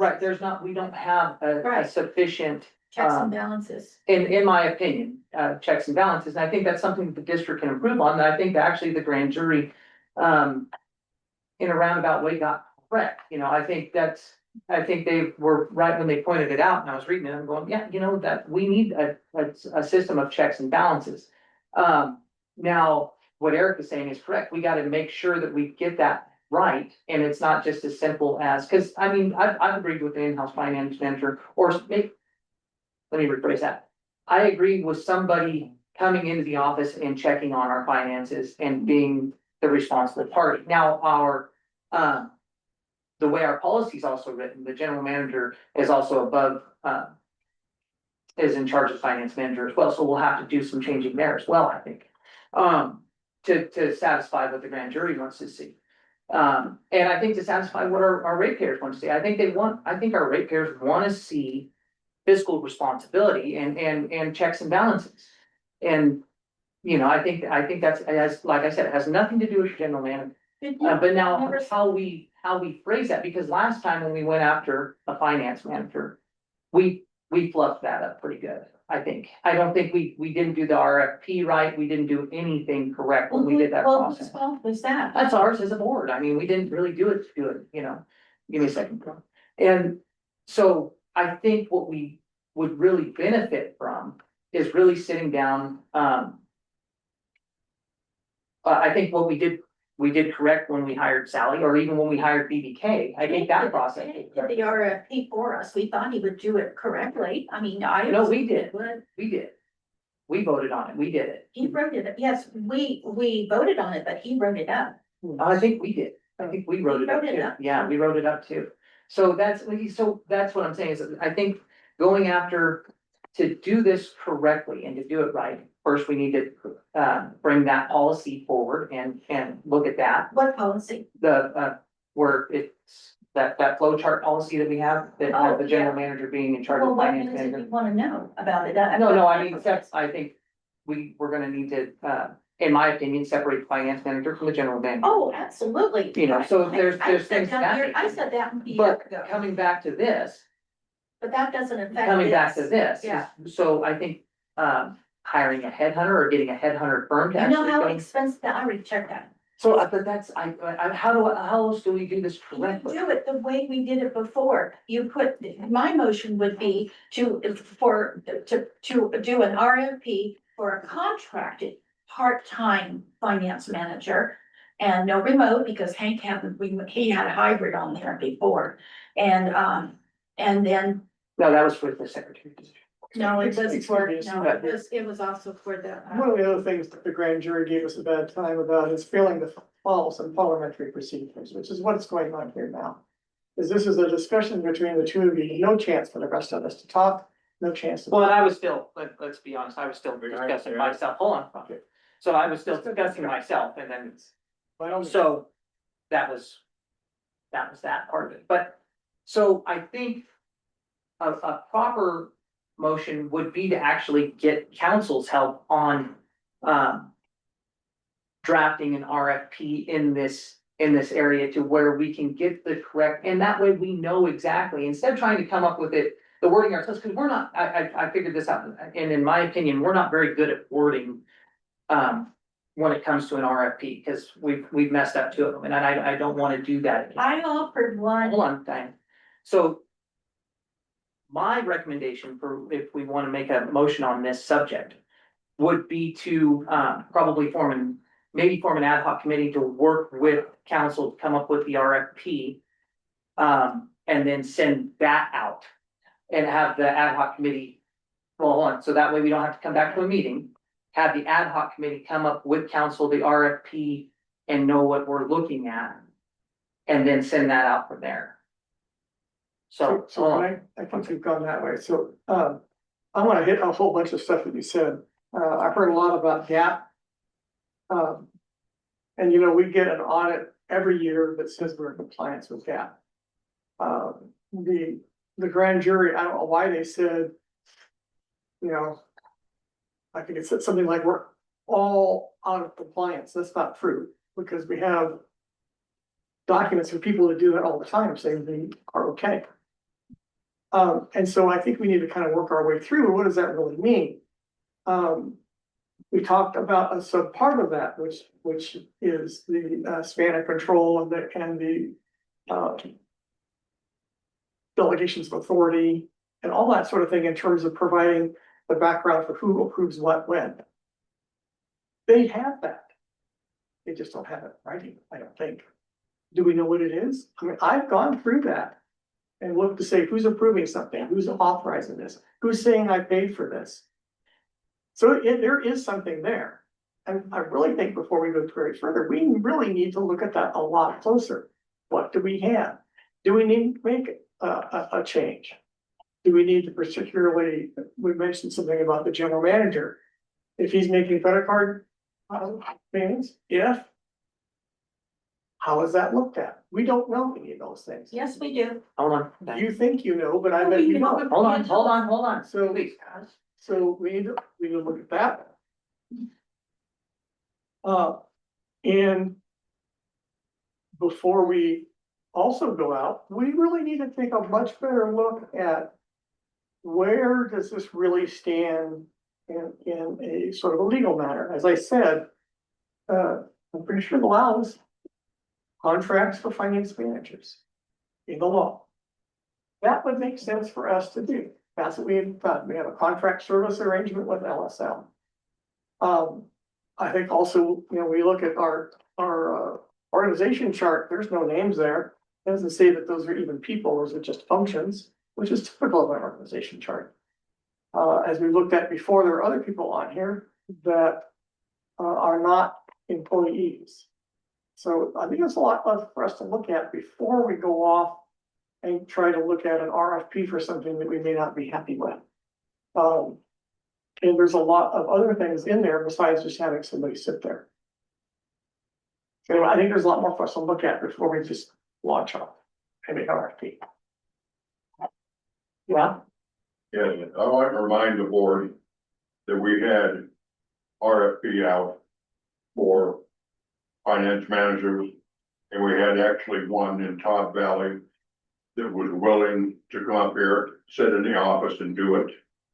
And her name was Lori, and you guys didn't know it, but I knew it. She sat right there in the corner and got so disgusted. That's This board, she walked out Yeah. because of Mark Bell's criticism. She was highly qualified. You took the RFPs and threw them out the door. And we will push back finance manager 6 months. You canceled all the applicants. Yeah. It'll be in video if you want. to look. No, here's what I did. We voted on a finance manager and we voted to hire LSL. That's what, Finance manager, but that's what we did. Now, that was forced on us. Before your time, no, it was hired by hold Hank. on, but wait a It was minute. hired by Hank in May of 2024. And we didn't know about it till October of 24, we had that to LSL. LSL came right here on the podium and said, we cannot guarantee our numbers are correct because we don't have direct access. They got their, But what you're saying is, I threw out the RFPs. I did not throw out the RFPs. We, as a board, discussed all the RFPs. cancel all their RFPs. We discussed all of them and we hired as a board, now you might not have voted yes, but three of us did, that's how the process works, Ron. So that way, at the end of that, that was done. Did I ask you, Diane, What? all the RFPs we had, didn't you cancel them all? Oh, you mean the candidates that, Yes, we threw them out. Yes, he did. We voted for LSL as a board. I know, but we had some candidates, you wouldn't even interview them. Because We had one sitting right Yeah. now. Refused Like to. Laura, you didn't want to interview her, we we went over as a board, and so here's the thing, cause I don't wanna get into too much discussion. It works over 9 years for one company, the rest of them were 2, 3. And they weren't even here. They were back in Nevada. Do we have the RFP, what the RFP stated? I can, Because I believe the RFP stated that we wanted somebody with a background in, public finance and not just private. yes, And so when we sat here and discussed as a board, all together, now I understand that you guys like Lori as a candidate. That's totally fine, you're entitled to that opinion, right? You can like Lori as a candidate, and she's probably a fine person. Okay, but when we were looking at the RFP at the time, it said we wanted a person with public finance background, this, that, and the other thing, all down through it. Lori didn't have that, if I remember correctly, so, give me a second. So, that's what made our decision, because I didn't think we had the right candidates at the time, that's why I voted the way I did, just to give you a background of what. And we voted to have LSL with that RFP. Now, correct me if I'm wrong, Eric, when you send out an RFP and you have applicants submit back and you choose one, that's the end of that RFP, is that correct? That's how that process works, right? sure. Okay, so once we chose LSL again, right? Now, and I'm not, We practically pleaded with you to interview her, and you wouldn't do it. but were we gonna interview all the rest of them Threw too? them out. No, just Lori, No, you know, that's exactly it, so you guys were cherry picking one, and that's, now I'm not, I don't wanna argue about it. And that's, you guys are entitled to that opinion. According to the state, you don't even have to, as long as you're qualified to do the gap work. As long as you're qualified, you do not have to have these things. And that's There are people running all over the state government right now at the time, that are qualified At in the- healthcare. at the time when we made that decision. Now, I'm all for in how a person that comes into the office as a finance. But at the time, when we submitted that RFP, and what the RFP stated was we wanted somebody, as a board, we came up with that RFP. We did. Okay, and we stated that we wanted somebody with a public finance background. And the only one that was satisfactory to three of us was LSL at the time. Now, you guys might disagree with that and say Lori was satisfactory, but that's not how we voted. And that's okay. Now that then ended that RFP. Now we're coming up with a new one, and I can see where. The grand jury, I can see where they're coming from on this, okay? And I think that having a person in the office managing our finances, but I think also separate from the general manager, I think. Right, is a proper way to go. I do believe that. But. With that said. The RFP process is not. Is not our strong suit, and that's where I'm at, so, can I say something? yes. Okay, so I asked you why you rejected Lori. I asked you, it should be on tape if anybody wants to look for it. And you said because she didn't have a gap background and you didn't understand what gap was. And of course she, In a public, but she had everybody has a gap background in finances. And Lori worked with 4 different companies at the same time. But I don't want to keep going on about this. I want to make a motion. I thought our RFP was fine. I didn't see a problem with it. And so I want to use the same one. And I'd like to make a motion. I'll make a motion to hire a person in-house to accommodate the grand jury and to accommodate us as that we're doing the right thing for the NRPUD. Can I make a motion? go ahead. Okay. Okay, the board instruct the staff to post an RFP for a contracted part-time in-house finance manager position at these are the different company places, at CSDA, Indeed, Placer Job Network, Gold Country Media, as well as any other suggested areas within a week of this meeting. That's my motion. Are you going to second it or what? Public comment? Yes, I'd like to see the messenger put in there as And the messenger. take care of our own people too. I amend that then. Seems to me. You got the horse. Cart before the horse. If I'm understanding this discussion properly. You need to first decide we need to have a person. And then comes the RFP. I haven't heard the board agree. Or come to a decision that, yes, that's what we're going to do. So why the hell, excuse me, why are we talking about RFPs until you know, yes, we want to hire somebody? So I think the board, and I think you positioned it properly, Diane, on we need to decide if we're having an in-house financial person. And then, of course, it goes to an RFP after that. Why are we discussing the makeup of an RFP at this moment? Yeah. When the board's had months and months and months talking about an in-house finance person, you've gotten nowhere. You're back doing the same stuff we were doing 4 months ago. So as a community member, I'm really frustrated with you all. Can't you get something done? And hold information, on, Ron. Any other public comment? Anything on the owl?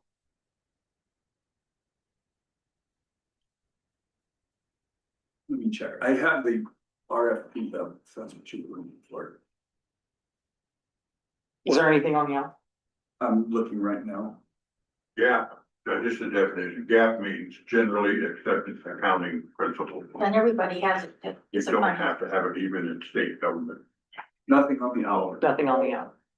Okay. Further board member comment? Yes, if I can, I think we got tripped up a little bit again, by Eric's comment of what does in-house mean? And the way this states, it's not clear that you're talking about a physical person in the location. If that's what you want, I could suggest you change that to make that clear. That's all I want to say. Roll call vote? And do I have to, I agree with Steve, it should be in the messenger as well, and I left that out. Can I you do can- it again? How can we amend that? Can she amend her?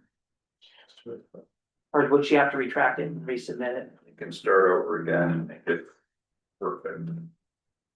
So you'd have to Withdraw. withdraw it. Okay, I withdraw it. Okay, and And so I'd like to make a motion.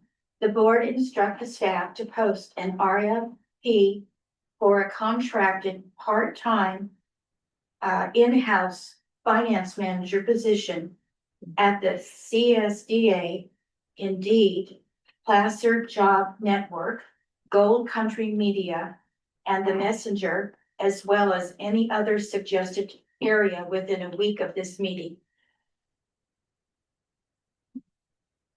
Second. public comment? Al?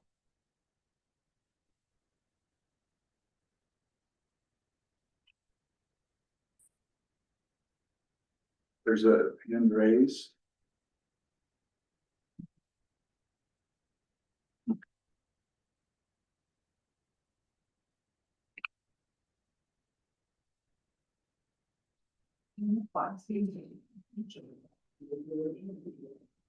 Are they there yet?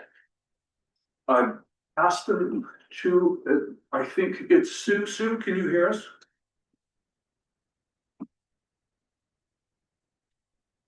So her microphone shows as not muted.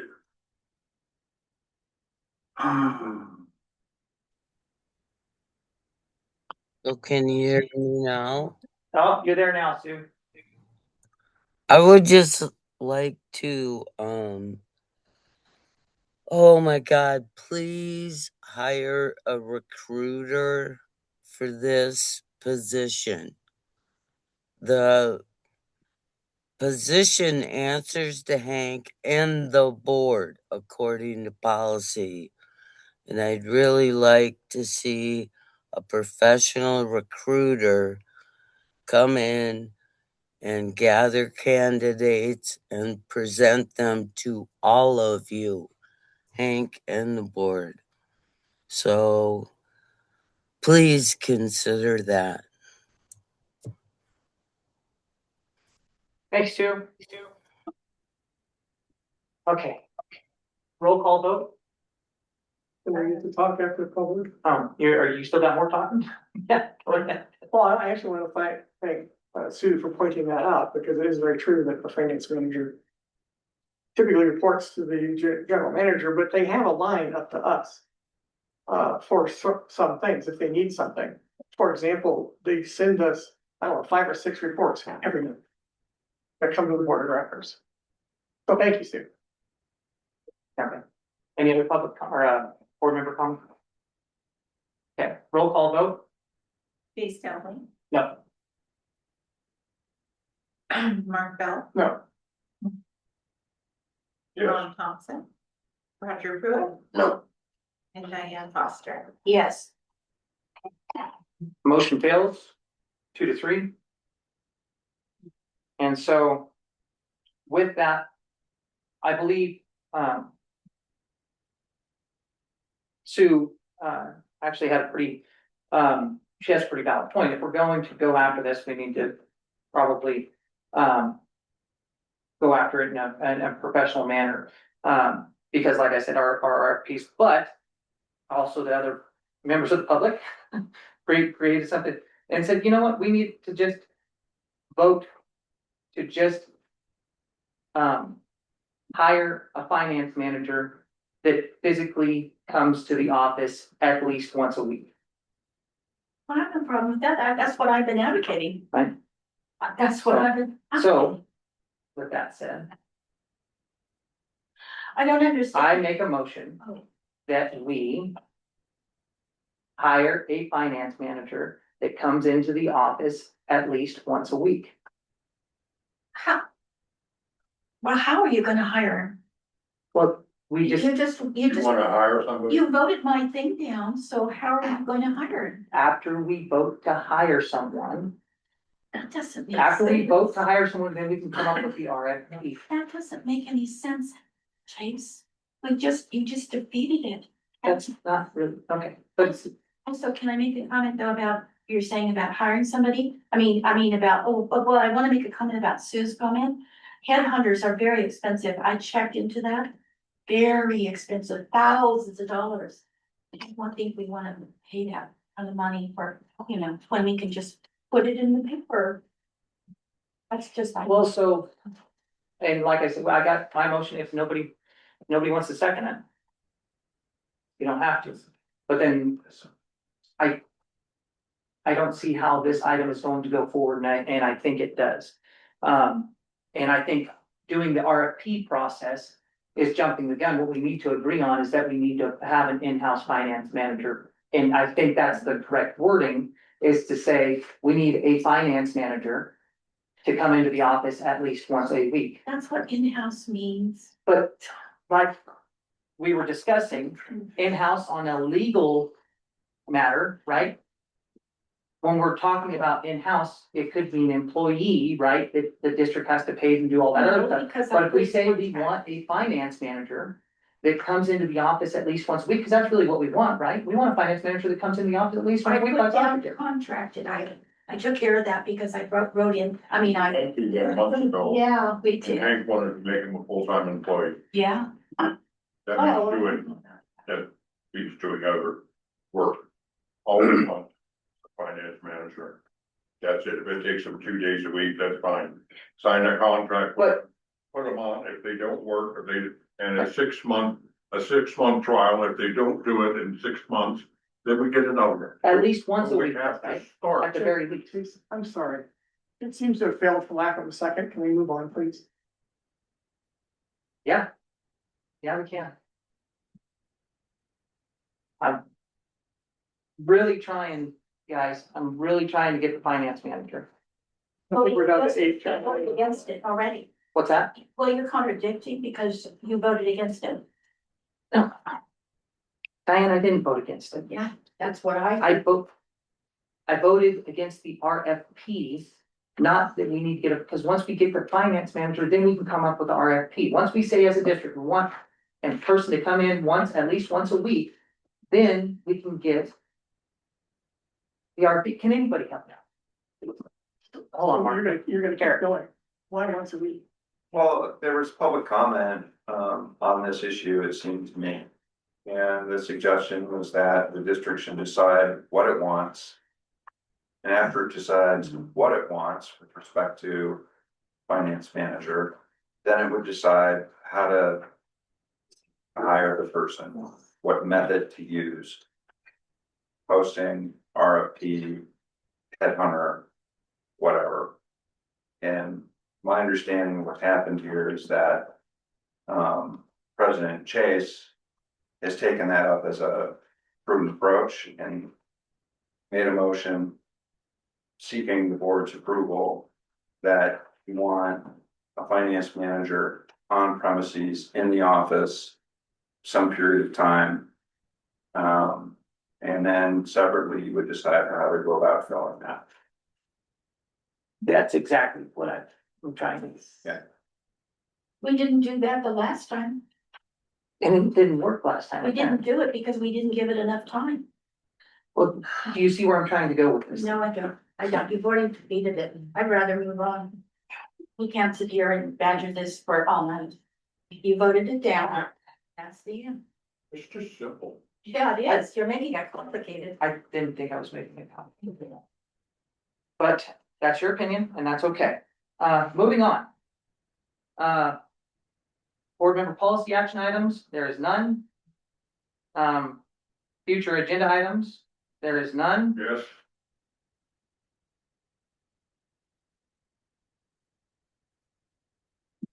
I want this posted on the next month's agenda.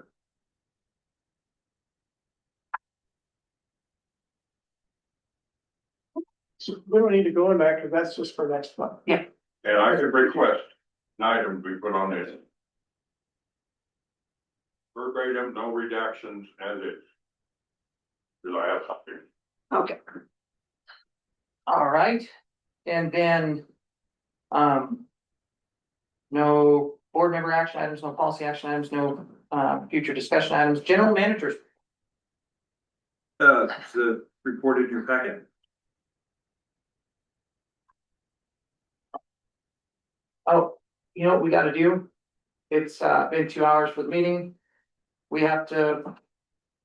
Vote to continue our meeting. Well, I'd rather, because of our audience, I'd rather just continue until we get to closed session and then take our break. So I'll make a motion that we push through until closed session.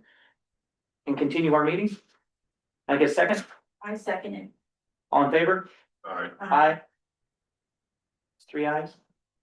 Well, I'm stumped because it seems like as soon as we go to closed session, we end the meeting. And I wouldn't want to do that. Well, the closed session, we still got to report out of closed So session. you're talking about, you're extending the meeting to include closed session by that, No, our meeting.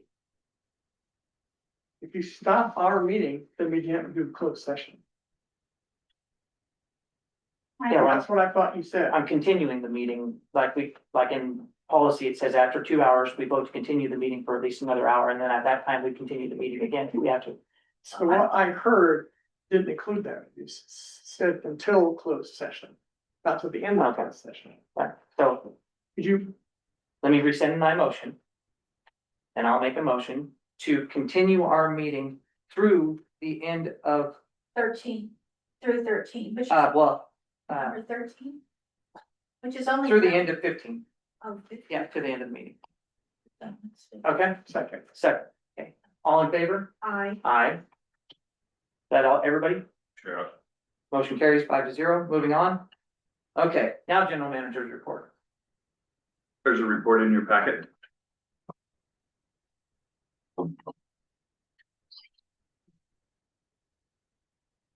then I ask some questions, for the general manager after he's done.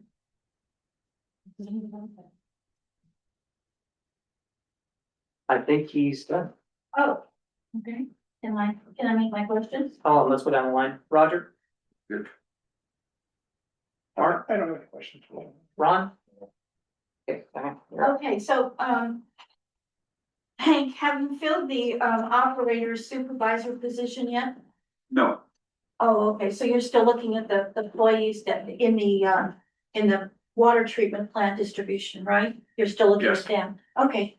Have you, determined why the cash disbursement showing payments for a phase 8 for the SCADA project months ago, I think it was last November or so, did you ever figure out why that it showed that we're paying for a phase 8 when it doesn't exist? phase 8 was put on by the contractor. That's not anything that was approved by this board or by, we made no approvals on a phase 8. I think the work had to do with some emergency repair, but I can't really recall without the meeting anyways. How did it get on the disbursement that we paid for it though? How did that happen? We had the contractor do some emergency repair work. He submitted a bill. On the bill, it said phase 8. There is no phase 8. I don't know why he put it in the bill. Okay, all right, As it processed through AP, that got carried through as part of the description. okay. That it shouldn't have been because there is no phase 8. Okay, well, that makes sense, okay. So, now I made a comment, last month that there were 40 checks missing. Are you gonna provide us a list of those checks? Because I would like to see who they were made out to. There are no missing checks. You're probably referring to voided checks. Those voided checks, when they get voided, we write void on the check. We write the purpose that it was voided. We present that to the signers that come in and sign the check. And then it gets filed in a file in the office. Those checks are presented to the auditor. The auditor looks at them, reviews them for reasons, and then they publish their findings, which is a modified position about how we handle voided checks. So how does a check get voided? Sometimes a date can be wrong, or sometimes it gets into the printer incorrectly, or an amount can be incorrect, or whatever it might be. So that's why checks are voided. It's a very routine process. It's handled by our AP and also by LSL as far as oversight. There's 2 layers of oversight with LSL that looks at voided checks. And they're not missing whatsoever. We don't have any missing The checks. system, prior to, us doing, switching over to QuickBooks with our clerk, using the QuickBooks, that's when the checks were not recorded in the disbursement, where prior to that, we always had them listed, even though it might say void, but it was listed, and I would think that would be requirement that the board needs to see those voided checks. I mean, that seems to be our responsibility, but anyway, so the other thing is, so I wanna ask you, when we do a revision of a board policy, I remember you told me a long time ago how that works, and it takes about a week to do, because I have an email that you said that about a year, 2 years ago. And so then who in the office types that new policy revision for our handbooks or? So some of them comes from the board. I remember. Yeah, So mostly revisions. 5025, I think it is. That came from the board. I will type, I take notes during the meeting and I will go into the source document. I'll make revisions. And then send that to be posted on the website. So you do, okay. So why is it on the policy handbook on the website, why is the date at the very, very bottom of every policy not there? Where it's there in our So binder it's a that you gave function us? of combining the policy into a single document that asks if you want to replace the footer or create a new footer or leave the existing or something like that. Originally, the one that's on there right now, I think I probably clicked replace the footer so that it has the document that it's coming from rather than the other information. I think with the way the file name and date are on, we're probably in the next version going to be able to leave that revision date and the footer that's in the original source document. So in the future, you're gonna be putting down when it was revised? Is that what you're saying? Yes, Okay, I believe it's possible. We'll see how it footprints the new footer when we create the next document. okay. And just so you know, I haven't checked every single one, but a lot of the revisions that we've done in the last 2 years, they aren't on the website. So they haven't been updated. Okay, It's so like, that, if you send me a list of which ones I can find. well, that would take me quite some time. I think you probably would have a list to get it faster than me. So, okay, that's it. Okay. I have a director's report too. And we're gonna move right along into our director items information only, Roger? Mark?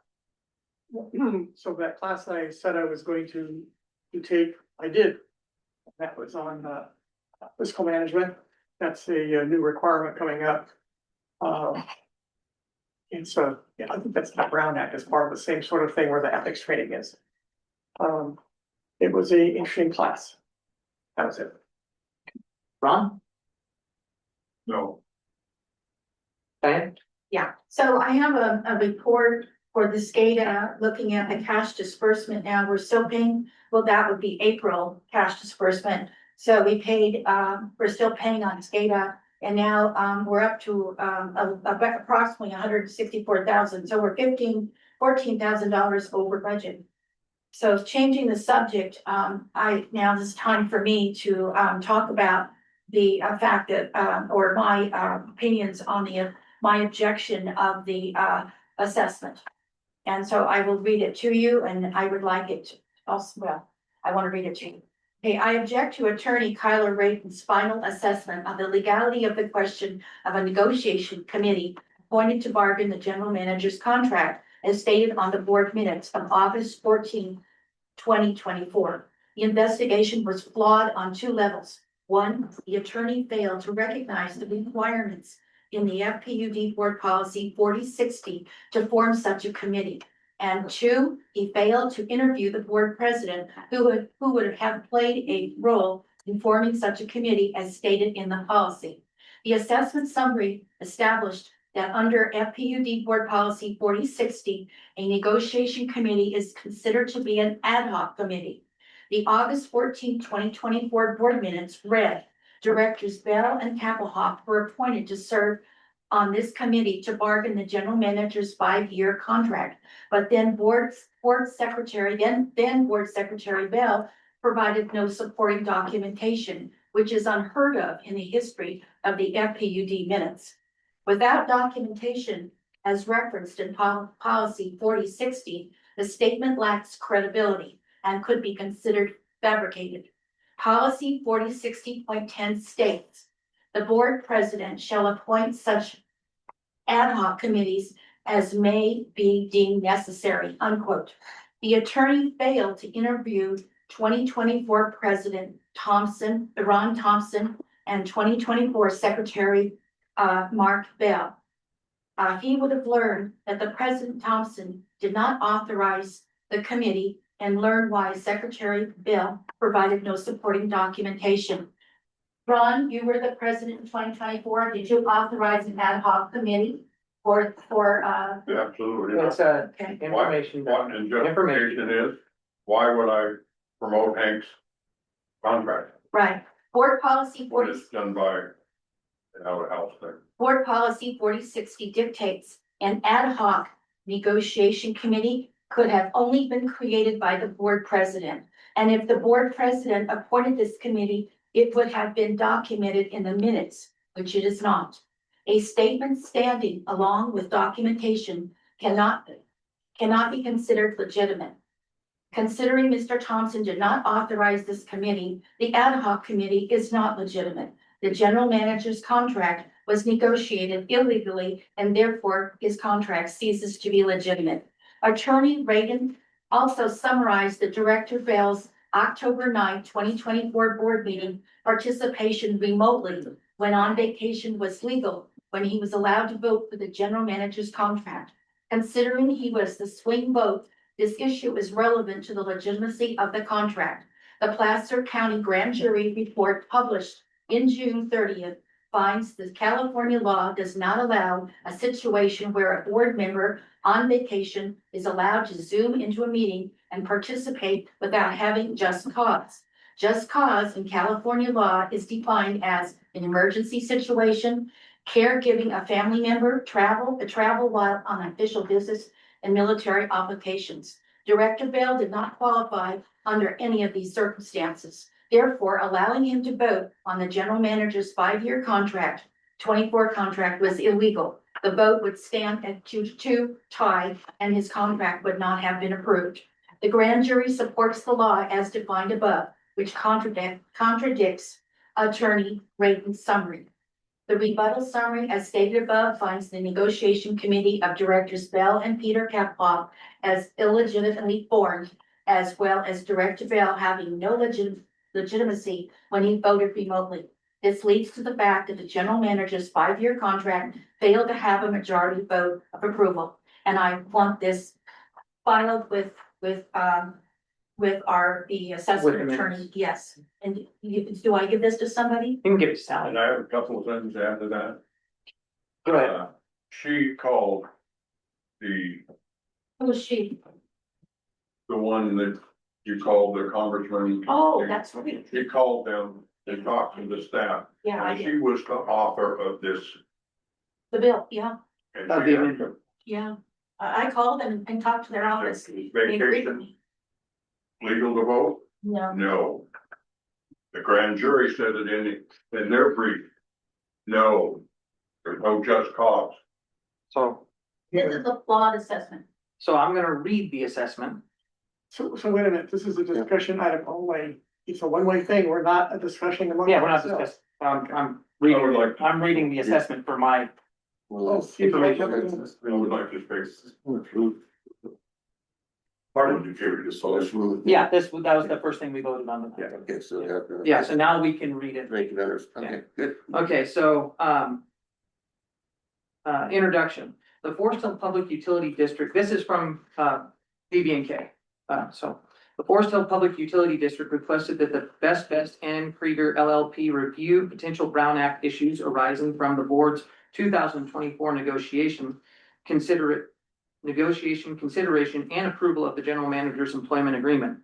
This memorandum is limited to the 2 questions presented below and is based on BB&K's independent legal research and review of the documents and information provided to BB&K, including relevant board agendas and minutes, district policies, correspondence, and related materials. Questions presented. Did the district lawfully form and or lawfully use the negotiation committee in connection with the negotiation of the general manager's employment agreement? And 2, did Director Bell's remote participation in the October 9, 2024 board meeting comply with applicable Brown Act teleconference rules? Short answer to number 1, yes, the board authorized Directors Bell and Kaploff along with district council as negotiators, with final approval reserved for the full board. The current record reflects that their work outside notice board meetings did not violate the Brown Act because they functioned as a limited ad hoc committee. And answer to question 2. Yes, Director Bell's remote participation complied with the Brown Act's traditional teleconferencing rules set forth under Government Code Section 54953B. And then he goes into background. But that was basically the short of it. And I want to I'll try to figure out a way we can get this put out to the public so everybody can read it, because it goes on for a few more pages and I'm not going to read the whole thing. So that was just the short answer of what that special counsel came up with. So that's what I have, and that's just another thing, just kind of for information wise. We've had 2 attorney firms, and this is where it gets confusing, right? We've had 2 attorney firms say that the remote participation was legal. And then now we have the grand jury not necessarily agreeing with that. So it's gonna get confusing, and it's still confusing. I still don't know upside or down. I mean, I've read the law. I agree with what, both the attorneys have said. But how did the, grand jury come up with their assessment? So that's something that's gonna have to be addressed. Well, I know that. Well, No, we're not Yeah, we discussing, know. we're not discussing. I know right here. Yeah, we know. James Stoller wrote this, and I started to read it, and that was this issue. BBK is a district law reform, and it's law, which is good. She goes down to 2025 California Code Government GOV Title 6 District Division 3, Community Service Districts Part 2, Internal Organization Chapter 3, Board of Directors, Section 61048, Universal Citation. Government Code 61048, parentheses, 2024. The Board of Directors may appoint one or more advisor committees to advise the Board of Directors about the business finances. Anyway, there is no evidence that the FPUD Board received any oral or written advice concerning FPUD General Manager Contract Agreement. This is a violation of the Brown Act. Violations of the Brown Act.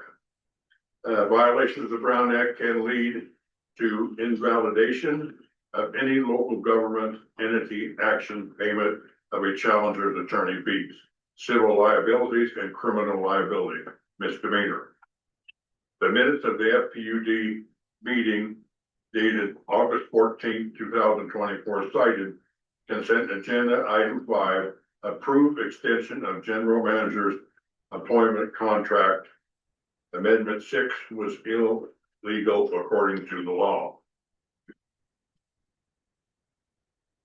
Response: James Stoller, FPUD director, during the meeting prior to July 14, 24, tried to present the information to the FPUD board from the California State Controller's Office, citing numerous California Public Water Agency General Manager yearly salary and benefit package. She did not ask or suggest that any board member form a committee or negotiate the general manager's contract agreement or general manager's amendment 6. During the August 14th FPUD board meeting, Peter Appelhoff interrupted Ms. Stoller several times. In response to being interrupted several times, Ms. Stoller told Mr. Appelhoff that he should do his own research on the subject of California general manager salary and benefits. She did not recommend, propose, or suggest that he and Mark Bell create a committee to negotiate a contract for the district general manager. Jane Stoller, under oath, will testify to the statement at any legal court location or to the Placer County grand jury. Evidence: there is no document that provide evidence that any board member authorized a committee of any board member to or attorney to formally negotiate the general manager's agreement. The August 14th minutes are inaccurate. In addition, FPUD minutes from January 24 to October of 24 did not reference any document or reporting of said committee to the full board. The full board received a copy of the new contract at the end of the closed meeting on October 9th. Jane Stoller asked if changes or additions to this new contract could be made. Attorney Eric Robinson said no. That's a violation. Did Director Bell remote participation in the October 24 meeting comply with the application of the Brown Act teleconferencing rule? BBK, short answer: yes. Director Bell remote participation complied with the Brown Act traditional teleconferencing rule set forth in the government code of 54.953B. Refute: BBK cited only part of the government code 504953. The just cause section of the code in 5493 was not met. It is not legally acceptable to adhere to only part of the law. You must comply with all sections of the law. Below this, additional sections of the California Code 5493, sections highlighted in yellow, provide legal evidence that Director Bell did not meet all of the California 5493 legal requirement. Therefore, Bell cannot be legally attend the October 9th, 24 meeting or vote on the agenda item. Evidence, California Code 549953.8.3. A legislative body of a local agency may conduct a teleconference meeting pursuant to section 54953.8 if during the teleconference meeting, or at least a quorum of the members, the legislative body participates in person, and that was qualified. It was legal. The legal body complies with the requirements of section 54953.8. A member of the legislative body notifies the legislative body that the earliest opportunity possible, including at the start of the regular meeting, of their need to participate remotely for just cause, included a general description of the circumstances related to the need to appear remotely. The member shall participate through both audio and visual technology. Parentheses 3, parentheses A. The provision of this division shall not serve as a means for any member of a legislative body to participate in meetings of the legislative body solely by teleconference from a remote location for just cause, or more than the following number of meetings as applicable. 2 meetings if you meet once every 12 months. 7 meetings, so on and so on. For the purpose of this section, just cause means any of the following. And this is in C, item C. And one under C is child care or caregiving, need of a child, parent, grandparent, grandchild, sibling, spouse, or domestic partner that requires them to participate remotely. Child, parent, grandparent, grandchild, and sibling have the same meaning as those terms do in section 12945.2. Point 2, a contagious disease that prevents a member from attending in person. 3, a need related to the physical or mental condition that is not subject to subdivision C of section 54953. Travel while on official business, the legislative body, or other state resident that wasn't involved. And immunized, compromised child, parent, grandparent, grandchild, sibling, spouse, domestic partner of the member that requires a member to participate remotely. A physical or family medical emergency that prevents a member from attending in person. Military service, changes to that one. Response, Jane Soller, FPUD director during a meeting prior to the August 14th, 24 meeting, tried to present information to the FPUD board from the California State Controller's Office, citing numerous California public water agencies, general manager yearly salary and benefit package. She did not ask or suggest that any board member form a committee to negotiate the general manager's contract. During the August 14th, 24 FPUD board, Peter Koppelhoff interrupted.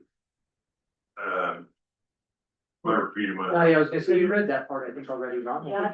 That was the end of it. It was, that was the part that's what the assessment did not cover. They showed that part of the law. This section shall remain in effect only until January 1st, 2030. That's the 15th. The 5. 5449. Yeah, anyway, to determine if a 2-2 vote is legal under the Brown Act, the agency must adhere. The Brown Act requires a majority of the members present.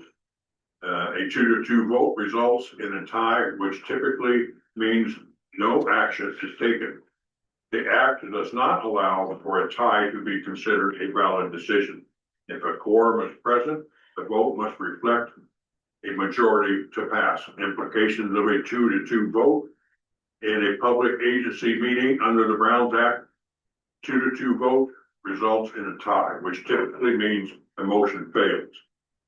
The Browns Act requires a majority of the members present to pass a motion. If there are 4 members present, a tie indicates no decision can be made. The agency may need to revisit the issue in a future meeting for further discussion. Public agencies must adhere to the Browns Act's transparency and notice requirements, even in tie situations. It is essential for the members to communicate and strategize, blah, blah. 2 board members do not represent a full PUD board. FPUD district votes at the October 9th, 2024 meeting were only valid by 4 members, and therefore the legal vote was 2-2. California Browns Act requires a majority of the board to act on behalf of the agency.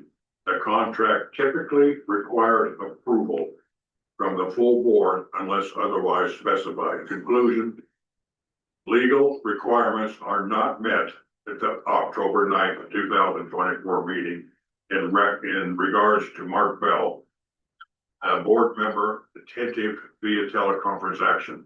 There was no just cause, just result in a 2-2 vote. California state law and Browns Act as cited above are the legal documents that prove of this conclusion. We're not contesting Hank's contract is illegal. It's his vote. He was on vacation. And when she talks to the people that authorized this, Bill, they said, no, vacation does not qualify to remotely vote. Thank you, Ron. All right, with that said, we are going to go into our closed session now. Okay. Dave, but there's no report for the closed session, so it's not necessary. Oh, If you want to adjourn the meeting, there's no report for the closed session? there's no report for the closed session. Oh, there's no closed session. No closed session, is that what you're saying? It's up to you. I don't have a report. so there's nothing new to report on? There's nothing to report. We're going through the process. It's a slow process that will all of a sudden have a lot of things that fall together all at once. And so Well, why is Eric here then? I thought that I was. think Eric was here for the grand jury. Oh, So is Westland still involved? So we can, Look, if and we're with gonna that, talk about it, we need to close session. yeah, so with that said, meeting adjourned, 8:37.